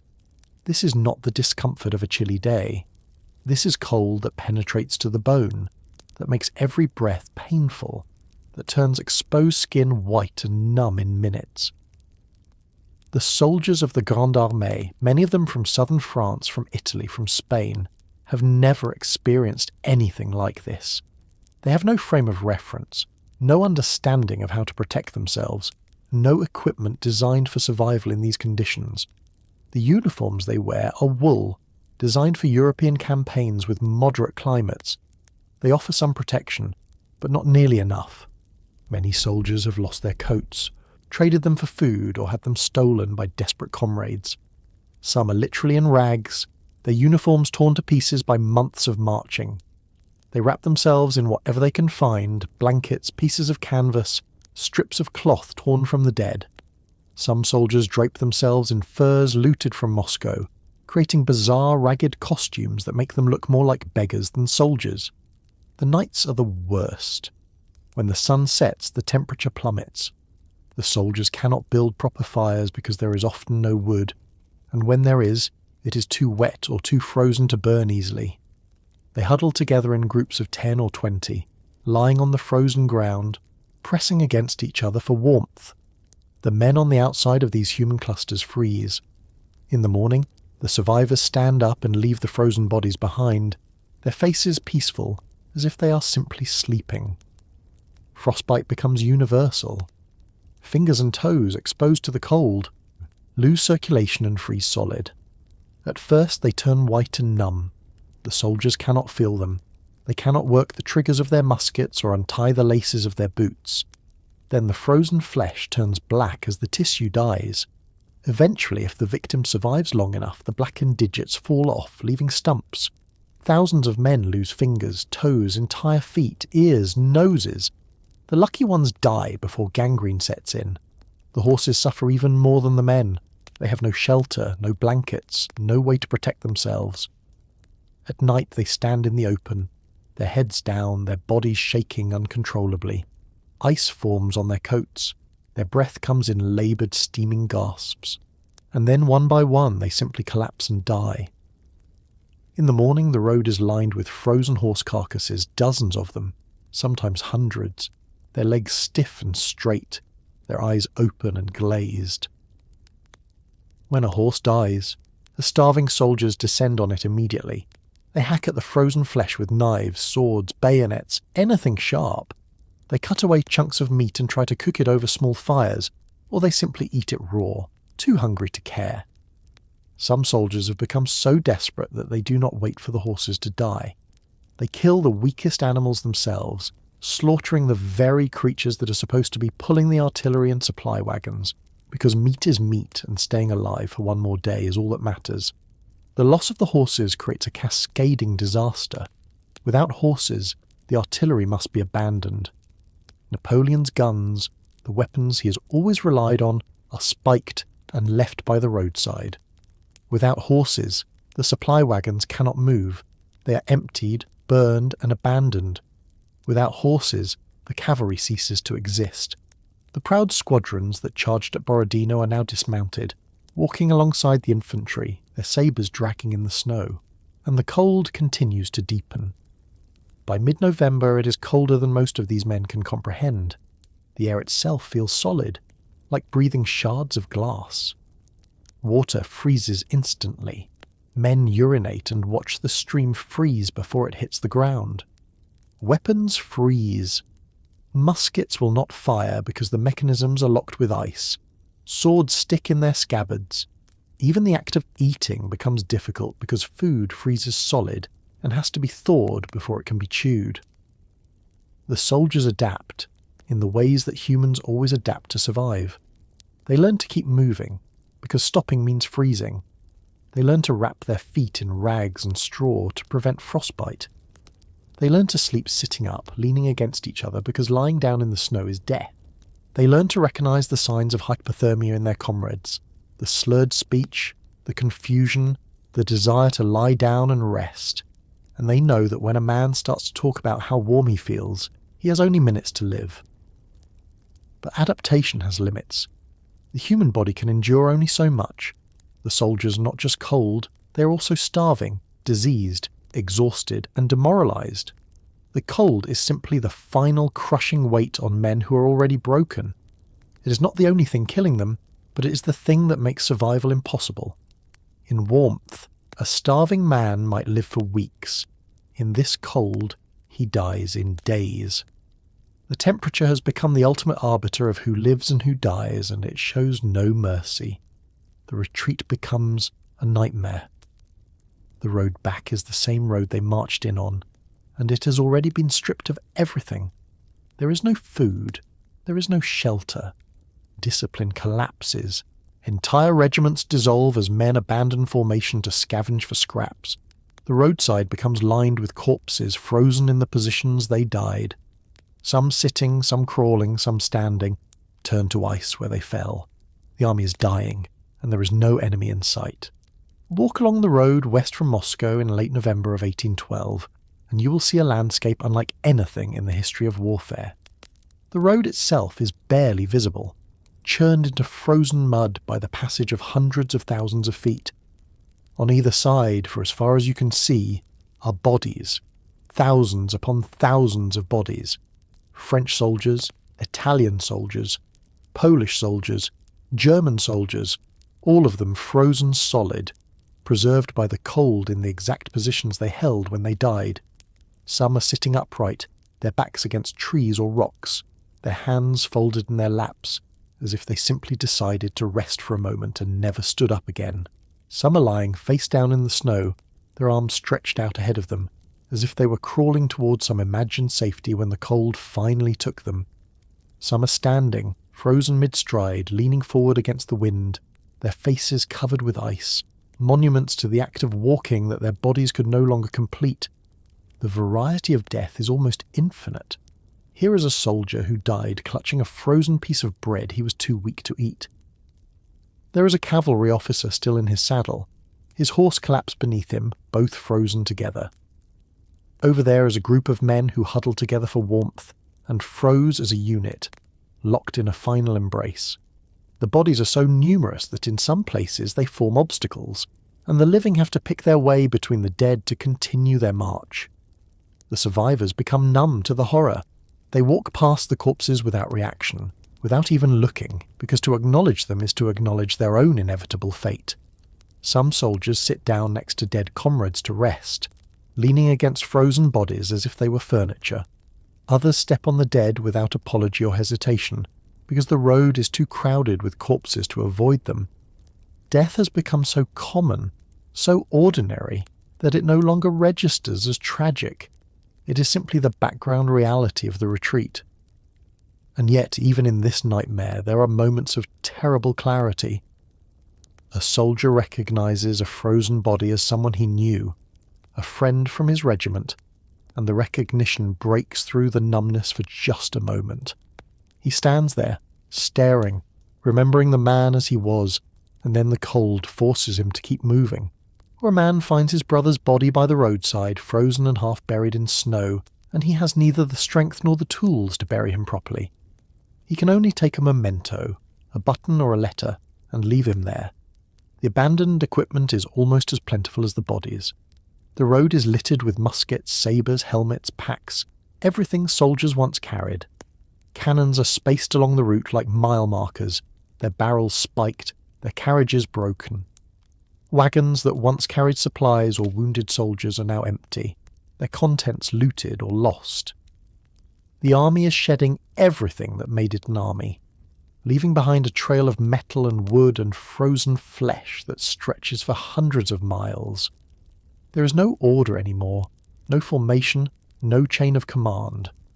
What remains of the Grande Armée has dissolved into a shapeless mass of humanity, all moving in the same direction westward, toward the distant hope of safety. Generals walk alongside privates. Officers have lost their units and wander alone. Entire regiments have ceased to exist as organised bodies. The only thing binding these people together is the shared desperation to survive. Scavenging becomes the only focus. Small groups of soldiers venture away from the main road, searching burned villages for anything edible, anything that might help them survive one more day. They fight over scraps of food with a savagery that would have been unthinkable months before. Men who were once civilized, educated, honourable, will kill each other for a frozen crust of bread or a handful of grain. The thin veneer of civilization has been stripped away by hunger and cold, revealing something raw and primal beneath, and through it all, the march continues. The survivors keep walking because stopping is death. One foot in front of the other, hour after hour, day after day. Some no longer know why they're walking, where they are going, what they hope to achieve. They have entered a state of mechanical endurance, their minds shutting down to protect themselves from the horror of their situation. They walk because their bodies still walk, because some deep instinct for survival keeps them moving even when conscious thought has ceased. The road of the dead stretches westward, growing longer every day, a monument to ambition and hubris and the absolute indifference of nature to human suffering. In future years, travellers along this route will find bones for decades, scattered in the forests and fields, the physical remains of 600,000 men who marched into Russia and did not come home. But in November of 1812 the bones are still wrapped in frozen flesh, and the men creating this road of corpses are still alive, still walking, still hoping against all evidence that they might somehow reach safety before the cold, or the hunger, or the Cossacks take them too. The Russian cavalry, the Cossacks, shadow the retreat. They do not engage in open battle. Instead, they strike at stragglers, cutting down isolated soldiers, ambushing supply wagons, disappearing back into the snow. They are wolves circling a dying herd, and the French have no strength left to fight back. Every night the camps grow smaller. Every morning fewer men rise from the frozen ground. Picture the Cossacks as the French soldiers see them. They appear without warning, emerging from forests or snowdrifts like ghosts. They ride small, hardy horses bred for the Russian winter, animals that can survive on almost nothing and move through deep snow with ease. The riders wear long coats and fur hats, and they carry sabres, lances, and sometimes muskets. They are expert horsemen, born to the saddle, and they know this landscape intimately. They are fighting on their own land, defending their own country, and they show no mercy. Their tactics are simple and devastatingly effective. They watch the retreating French army from a distance looking for weakness. When a soldier falls behind the main column, too sick or too exhausted to keep pace, the Cossacks strike. A thunder of hooves, a flash of steel, and the soldier is dead. They do not take prisoners. They do not negotiate. They kill quickly and efficiently, and then vanish before any help can arrive. The body is left where it falls, another addition to the road of the dead. Sometimes they attack in larger numbers. A supply wagon, struggling through the snow with only a small guard, becomes a target. The Cossacks ride down on it in a wedge formation, their lances lowered, their battle cries piercing the frozen air. They overwhelm the guards in seconds, kill the drivers, loot whatever the wagon carries, and then set it on fire. The entire attack takes minutes.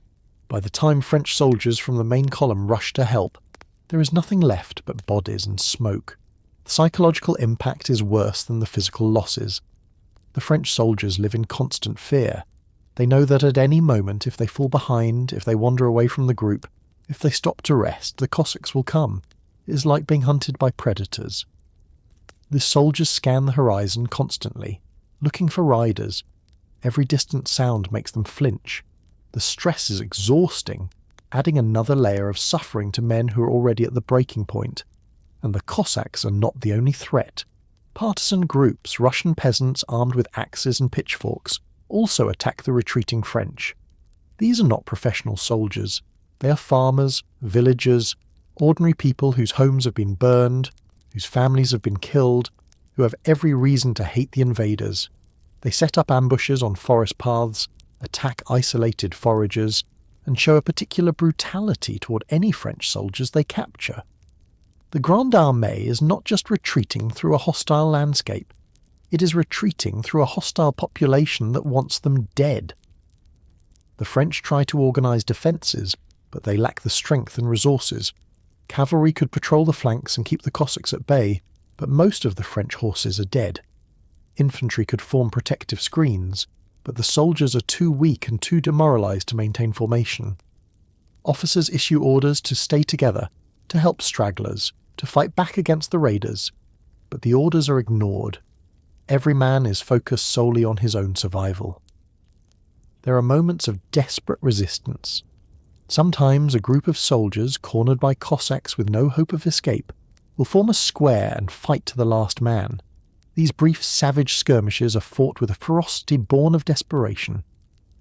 The French know they will not be taken prisoner, that surrender means death, so they fight with everything they have left.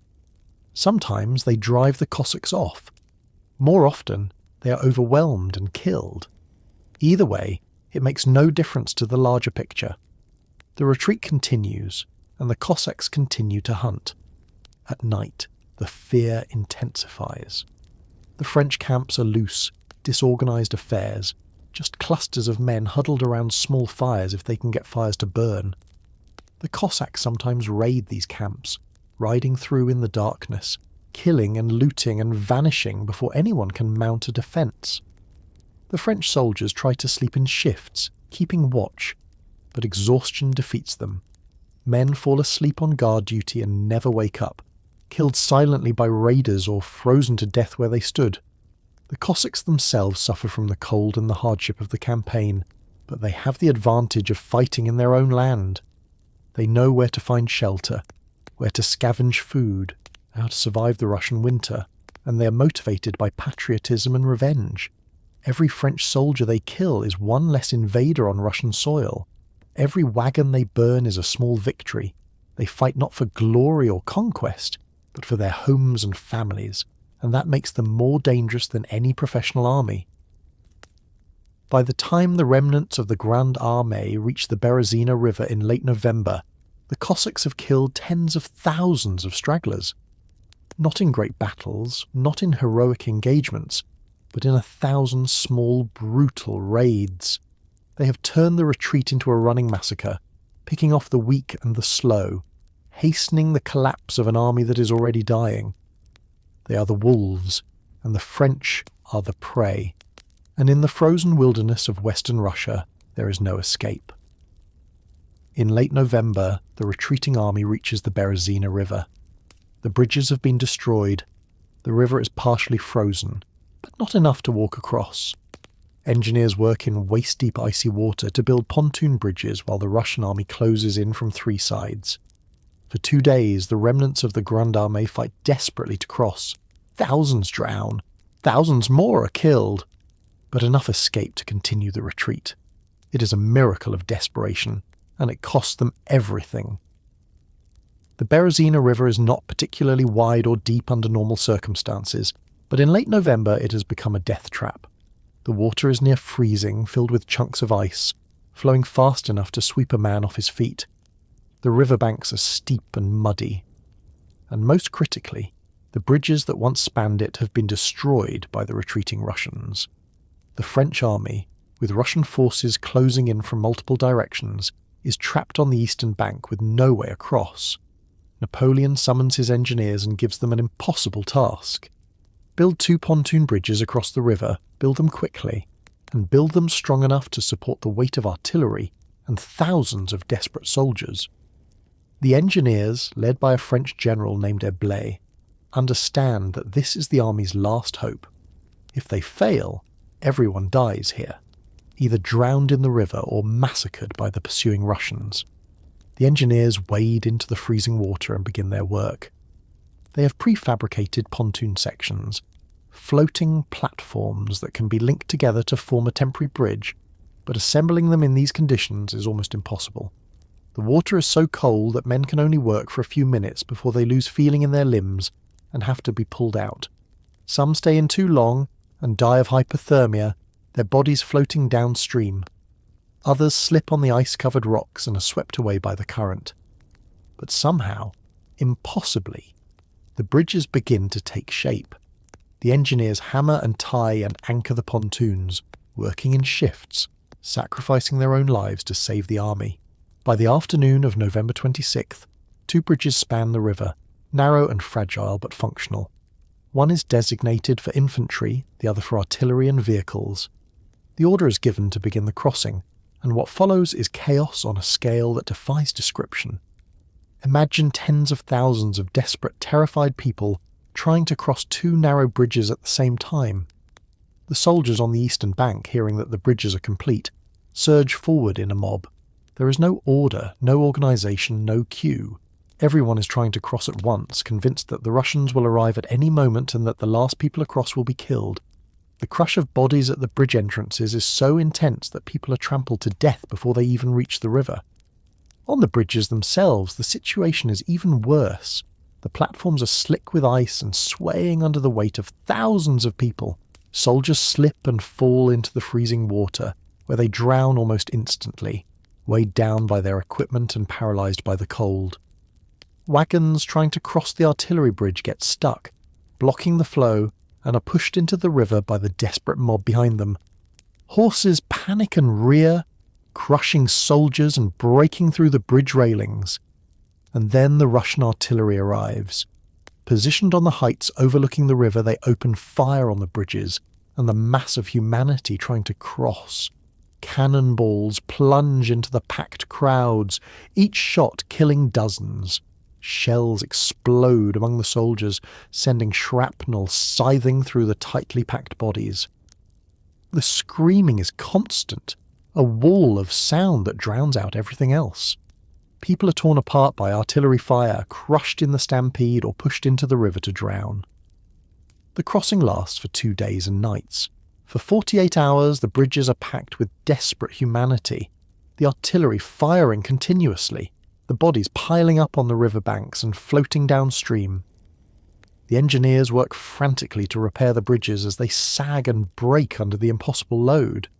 General Eblé himself stands in the icy water, directing repairs, knowing that every minute the bridges hold is another 100 lives saved. Russian forces attack the rearguard, trying to prevent the French from crossing. Bitter fighting erupts on the eastern bank as the remnants of several regiments hold off the attackers, buying time for the civilians and wounded to cross. These rearguard soldiers know they are likely doomed, that they will be the last to cross if they cross at all, but they fight with a desperate courage born of knowing that their sacrifice is the only thing keeping the army from complete annihilation.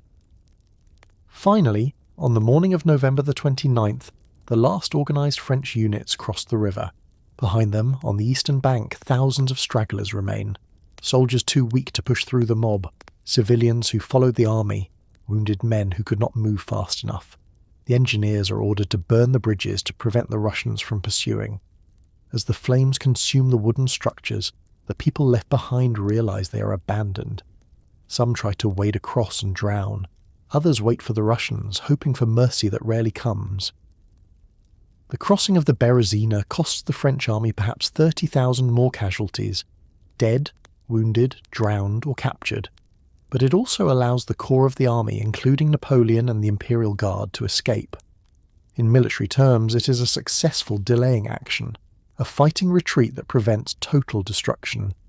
In human terms, it is one of the worst disasters of the entire campaign, 2 days of concentrated horror that will haunt the survivors for the rest of their lives. On December 5th, in the frozen town of Smolensk, Napoleon makes a decision. He will leave the army and race back to Paris. He tells his marshals it is a matter of state, that he must secure the political situation at home, but everyone knows what it really is. He is abandoning them. He climbs into a sleigh with a small escort and disappears into the night, leaving his freezing, starving soldiers to find their way home without him. Think about this moment from Napoleon's perspective. He is sitting in a commandeered house in Smolensk, surrounded by his senior officers, and he has just received troubling news from Paris. There are rumours of a coup attempt, whispers that his political enemies are preparing to move against him, reports that the disaster in Russia has weakened his grip on power. At the same time, he knows that the army is finished, that there is nothing more he can do for them, that his presence here serves no military purpose, and so he makes the calculation. The army is lost, but the empire might still be saved. If he returns to Paris immediately, if he shows himself in the capital, if he begins raising a new army and reasserting his authority, he might salvage his political position. If he stays with these shattered remnants of the Grande Armée, he achieves nothing, except sharing in their misery and possibly being captured by the Russians. The choice, to him, seems obvious. He gathers his marshals and informs them of his decision. The meeting is tense. Some of the officers understand the political necessity. Others are appalled, viewing it as a betrayal of the soldiers who have followed him into this frozen hell. But Napoleon is the emperor, and his decision is final. He will leave immediately, travelling light and fast, crossing Europe in disguise to avoid capture. Command of what remains of the army will pass to Marshal Murat. The departure is planned in secret. On the night of December the 5th, Napoleon and a small group of trusted companions climb into sleighs packed with furs and supplies. They carry false documents identifying them as Polish nobles. The sleighs are fast, pulled by fresh horses that have been saved for this purpose. In the middle of the night, without fanfare or announcement, Napoleon leaves the army he commanded into Russia. The sleighs vanish into the darkness, heading west at speed. When the soldiers wake the next morning and discover that the emperor has left, the reaction is mixed. Some are angry, feeling abandoned by the man they trusted, the man who promised them glory and led them to disaster. They curse his name and call him a coward. Others are simply numb, too exhausted and demoralized to care. A few understand his reasoning and accept it as necessary. But the overwhelming emotion is a kind of hollow resignation. They are on their own now. The journey back to Paris takes Napoleon roughly 2 weeks.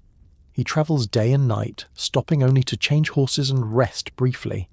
He crosses Poland, then Prussia, then the German states, always moving, always under cover of his false identity. There are moments of near discovery, checkpoints where his disguise is scrutinized, but his luck holds. He reaches Paris on December 18th, appearing suddenly at the Tuileries Palace to the shock and relief of his government. In Paris, he immediately begins the work of rebuilding his power. He meets with his ministers, reassures his allies, begins conscripting a new army. He presents the disaster in Russia not as a defeat, but as a temporary setback caused by the severity of the winter. The propaganda machine starts working, crafting a narrative that minimizes his responsibility and emphasizes French resilience. Within months, he will have raised a new army and will be campaigning again. The defeat in Russia has not destroyed his career. Not yet. But back in Russia, the soldiers he left behind face a very different reality.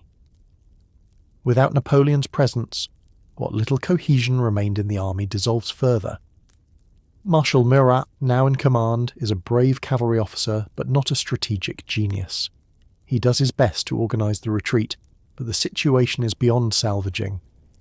The soldiers continue their march westward, dying by the hundreds each day, with no leader to inspire them and no hope to sustain them. The abandonment becomes a powerful symbol. In the years after 1812, critics of Napoleon will point to this moment as evidence of his selfishness, his willingness to sacrifice others for his own ambition.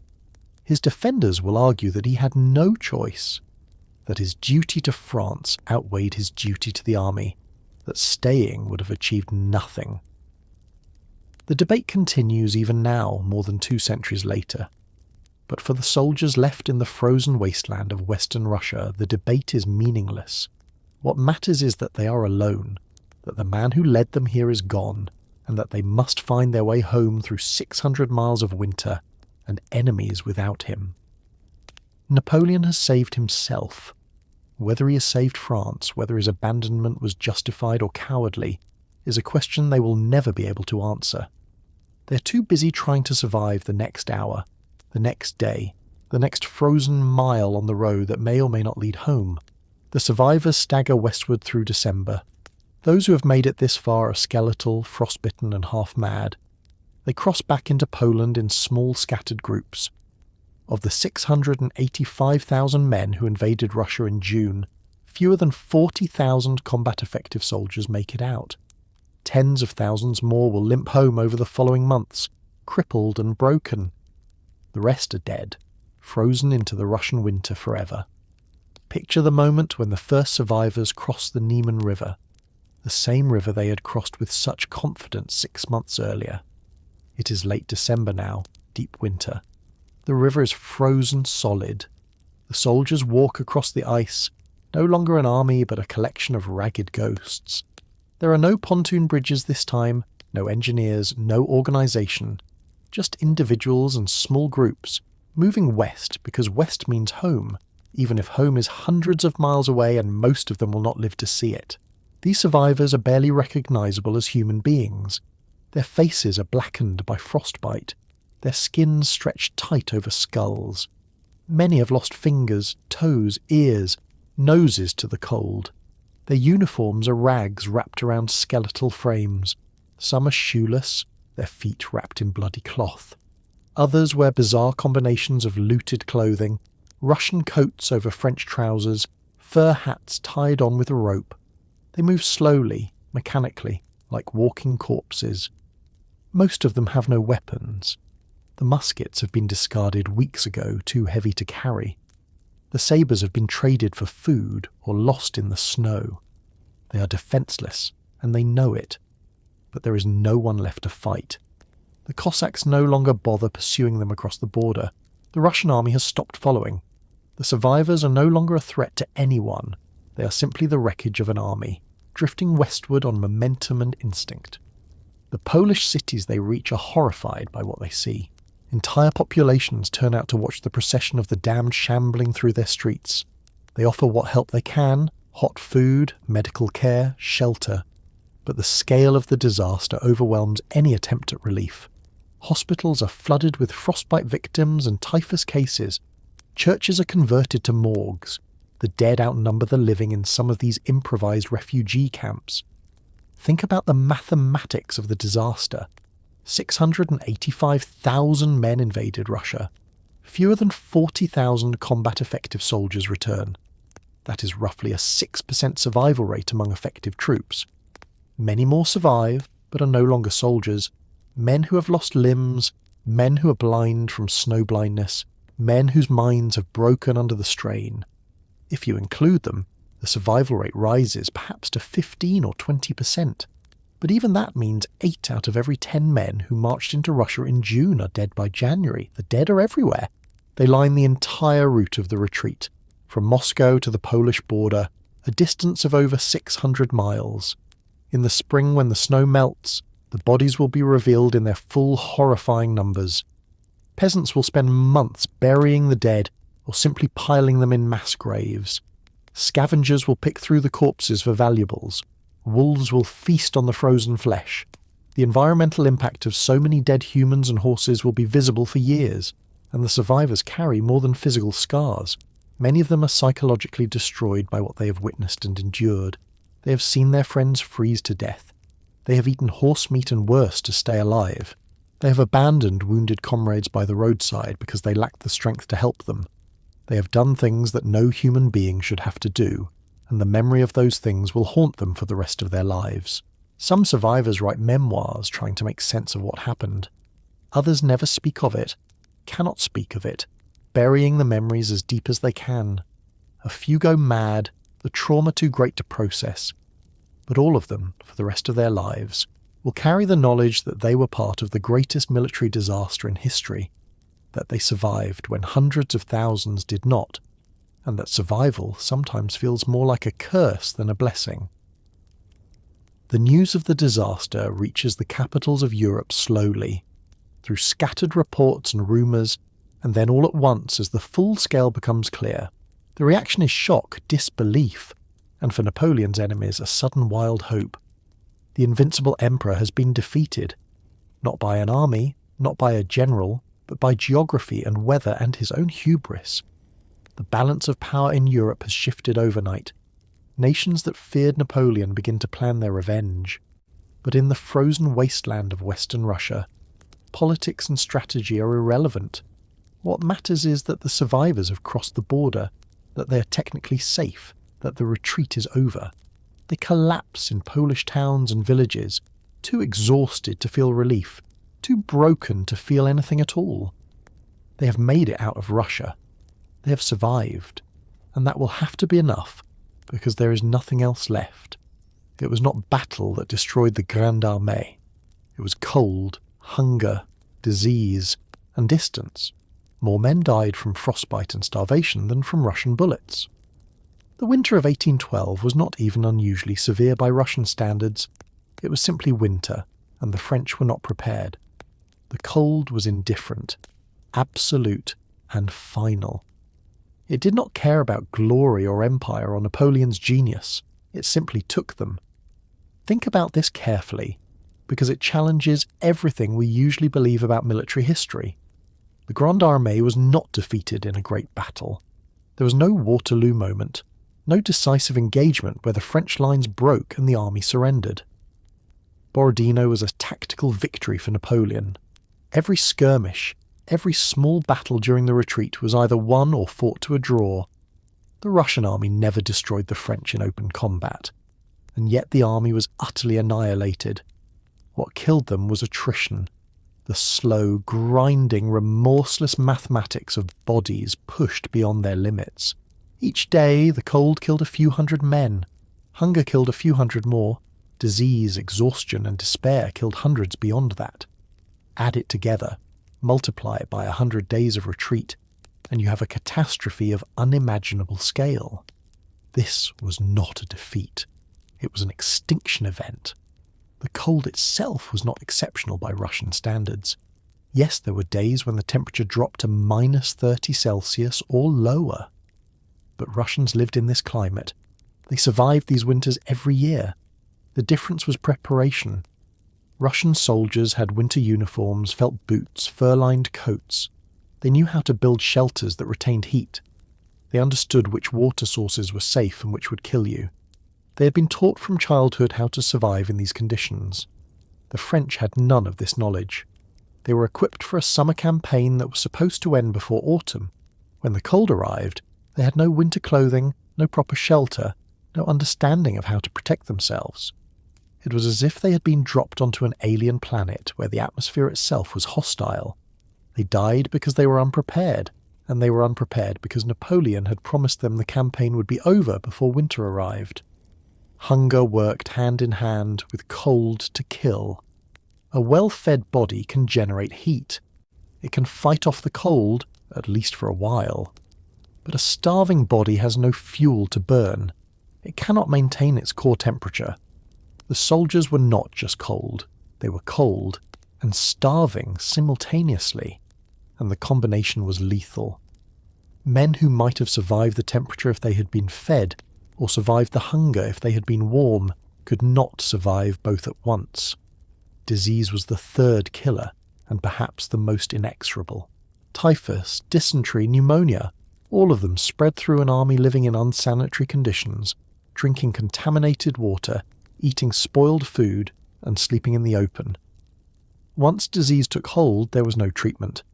The French medical corps, such as it was, had been decimated by the same cold and hunger that killed the soldiers. The doctors were dead or dying. The hospitals were ruins. The medicine was gone. Soldiers who fell sick simply died, usually within days, and distance, that most abstract of killers, worked through all of the others. Every mile deeper into Russia was a mile further from supply, from reinforcement, from safety. The army's supply lines, stretched across 600 miles of hostile territory, snapped almost immediately. No amount of brilliance, no tactical genius could solve the problem of distance. Napoleon's army needed food, and the food was hundreds of miles away. They needed shelter, and the only shelter was far behind them. They needed rest, and rest meant death. The terrible irony is that the winter of 1812 was studied afterward and found to be merely average for Western Russia. It was not a once-in-a-century freeze. It was not an unusual weather event. It was just winter, doing what winter always does in that part of the world. The Russians understood this. They knew that the cold would come, that it always comes, and they planned accordingly. Napoleon assumed he would be finished before winter, and when that assumption proved wrong, his army died. What the cold took was not just lives, but an entire military system. The Grande Armée was the most sophisticated fighting force in the world, a machine perfected through decades of warfare, capable of marching faster and fighting harder than any other army on earth. And the cold dismantled it completely. First the horses died, then the cavalry ceased to exist. Then the artillery was abandoned because there were no horses to pull it. Then the infantry dissolved because there was no food to feed it. Piece by piece, the machine came apart. In the end, the cold took 600,000 lives, give or take. The exact number will never be known because record-keeping collapsed along with everything else. Some died in Russia, some died in Poland during the retreat. Some made it home only to die of their wounds or diseases weeks later. The cold reached across hundreds of miles and months of time, killing men long after they thought they were safe. It was patient and thorough and absolutely merciless. And the survivors, those few who made it home, carried the cold inside them for the rest of their lives. They never felt truly warm again. They would wake in the night decades later, dreaming of snow and frozen corpses and the endless Russian horizon. The cold had marked them, and the mark never faded. What the cold took from them was not just fingers and toes. It took their faith in human power, their belief that will and courage could overcome nature. It taught them in the cruelest way possible that the universe does not care about empires or emperors, and that some forces cannot be conquered, only endured or avoided. 164,000 horses entered Russia with the army. Fewer than 3,000 came back. The loss of the horses was, in some ways, worse than the loss of the men. Without horses, the artillery had to be abandoned. Without horses, the cavalry ceased to exist. Without horses, the supply wagons could not move. The animals died first, and when they did, the army died with them. Horses are the forgotten victims of the 1812 campaign, but they were absolutely essential to everything the army did. In the early 19th century, horses were the engines that powered warfare. They pulled the artillery guns, those massive bronze and iron cannons that were Napoleon's favourite weapon. They carried the cavalry, the shock troops that could shatter enemy formations and pursue broken armies. They hauled the supply wagons, the ammunition carts, the medical wagons, everything the army needed to function. Think about the scale of the horse requirement. An army of 600,000 men needed tens of thousands of horses just for the cavalry. The artillery required even more, with each gun needing a team of 6 to 8 horses to pull it, plus additional horses for the ammunition wagons and supply trains. Then there were the officers' horses, the messenger horses, the horses for the baggage train. The total came to 164,000 animals, a vast herd that consumed enormous quantities of fodder every single day. Feeding that many horses in normal circumstances was challenging. Feeding them while advancing through territory where the Russians had destroyed all the stored fodder was impossible. Horses need far more food than humans, proportionally. A cavalry horse requires roughly 20 pounds of hay and grain per day to maintain its strength. Multiply that by 164,000 and you begin to see the scale of the problem. The army needed millions of pounds of feed every week and there was none to be found. The horses began dying almost immediately after the invasion began. In the first weeks it was mostly from exhaustion and inadequate feed. The animals were being worked hard, pulling heavy loads over rough roads, and they were not being fed enough to sustain that level of effort. They grew thin, their ribs showed, their coats became dull and patchy, and then they started to collapse, their bodies simply giving out under the strain. As the army pushed deeper into Russia, the death rate accelerated. The scorched earth policy meant there was no hay, no grain, nothing for the horses to eat. The animals were reduced to grazing on whatever sparse grass they could find, and it was not enough. They grew weaker day by day. Some cavalrymen, desperate to save their mounts, fed them the thatched roofs of burned houses, the bark of trees, anything that might provide some nutrition. It rarely worked. When the cold arrived, the horses died in catastrophic numbers. Unlike humans, horses cannot huddle together for warmth. They cannot build fires or seek shelter in buildings. They stand in the open, their large bodies losing heat rapidly, and when their already depleted energy reserves run out, they freeze. Every morning during the retreat, the roads were lined with hundreds of dead horses frozen solid where they stood. Their legs were straight and stiff, their bodies already covered with frost, their eyes open and glazed. The psychological impact on the soldiers was profound. Many cavalrymen loved their horses, had ridden the same animal for years, had formed bonds of trust and companionship. Watching those horses die was heartbreaking. Some soldiers wept as they put their failing mounts out of their misery. Others simply walked away, unable to face the death of an animal that had carried them through a dozen campaigns. The loss was personal and devastating. But the tactical impact was even worse. As the horses died, the army's mobility and firepower died with them. Cavalry regiments were dismounted, their troopers forced to walk like common infantry, their sabres and lances nearly useless without the momentum of a mounted charge. Artillery batteries were systematically abandoned as the teams pulling them collapsed. Gun after gun was spiked, its barrel ruined to prevent capture and left by the roadside. Napoleon's beloved artillery, the weapon that had won him so many battles, was gone. The supply system collapsed entirely. Without horses to pull the wagons, there was no way to transport food, ammunition, or medical supplies.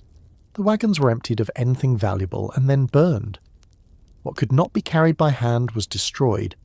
The army was reduced to what each soldier could carry on his back, and starving, exhausted men can carry very little.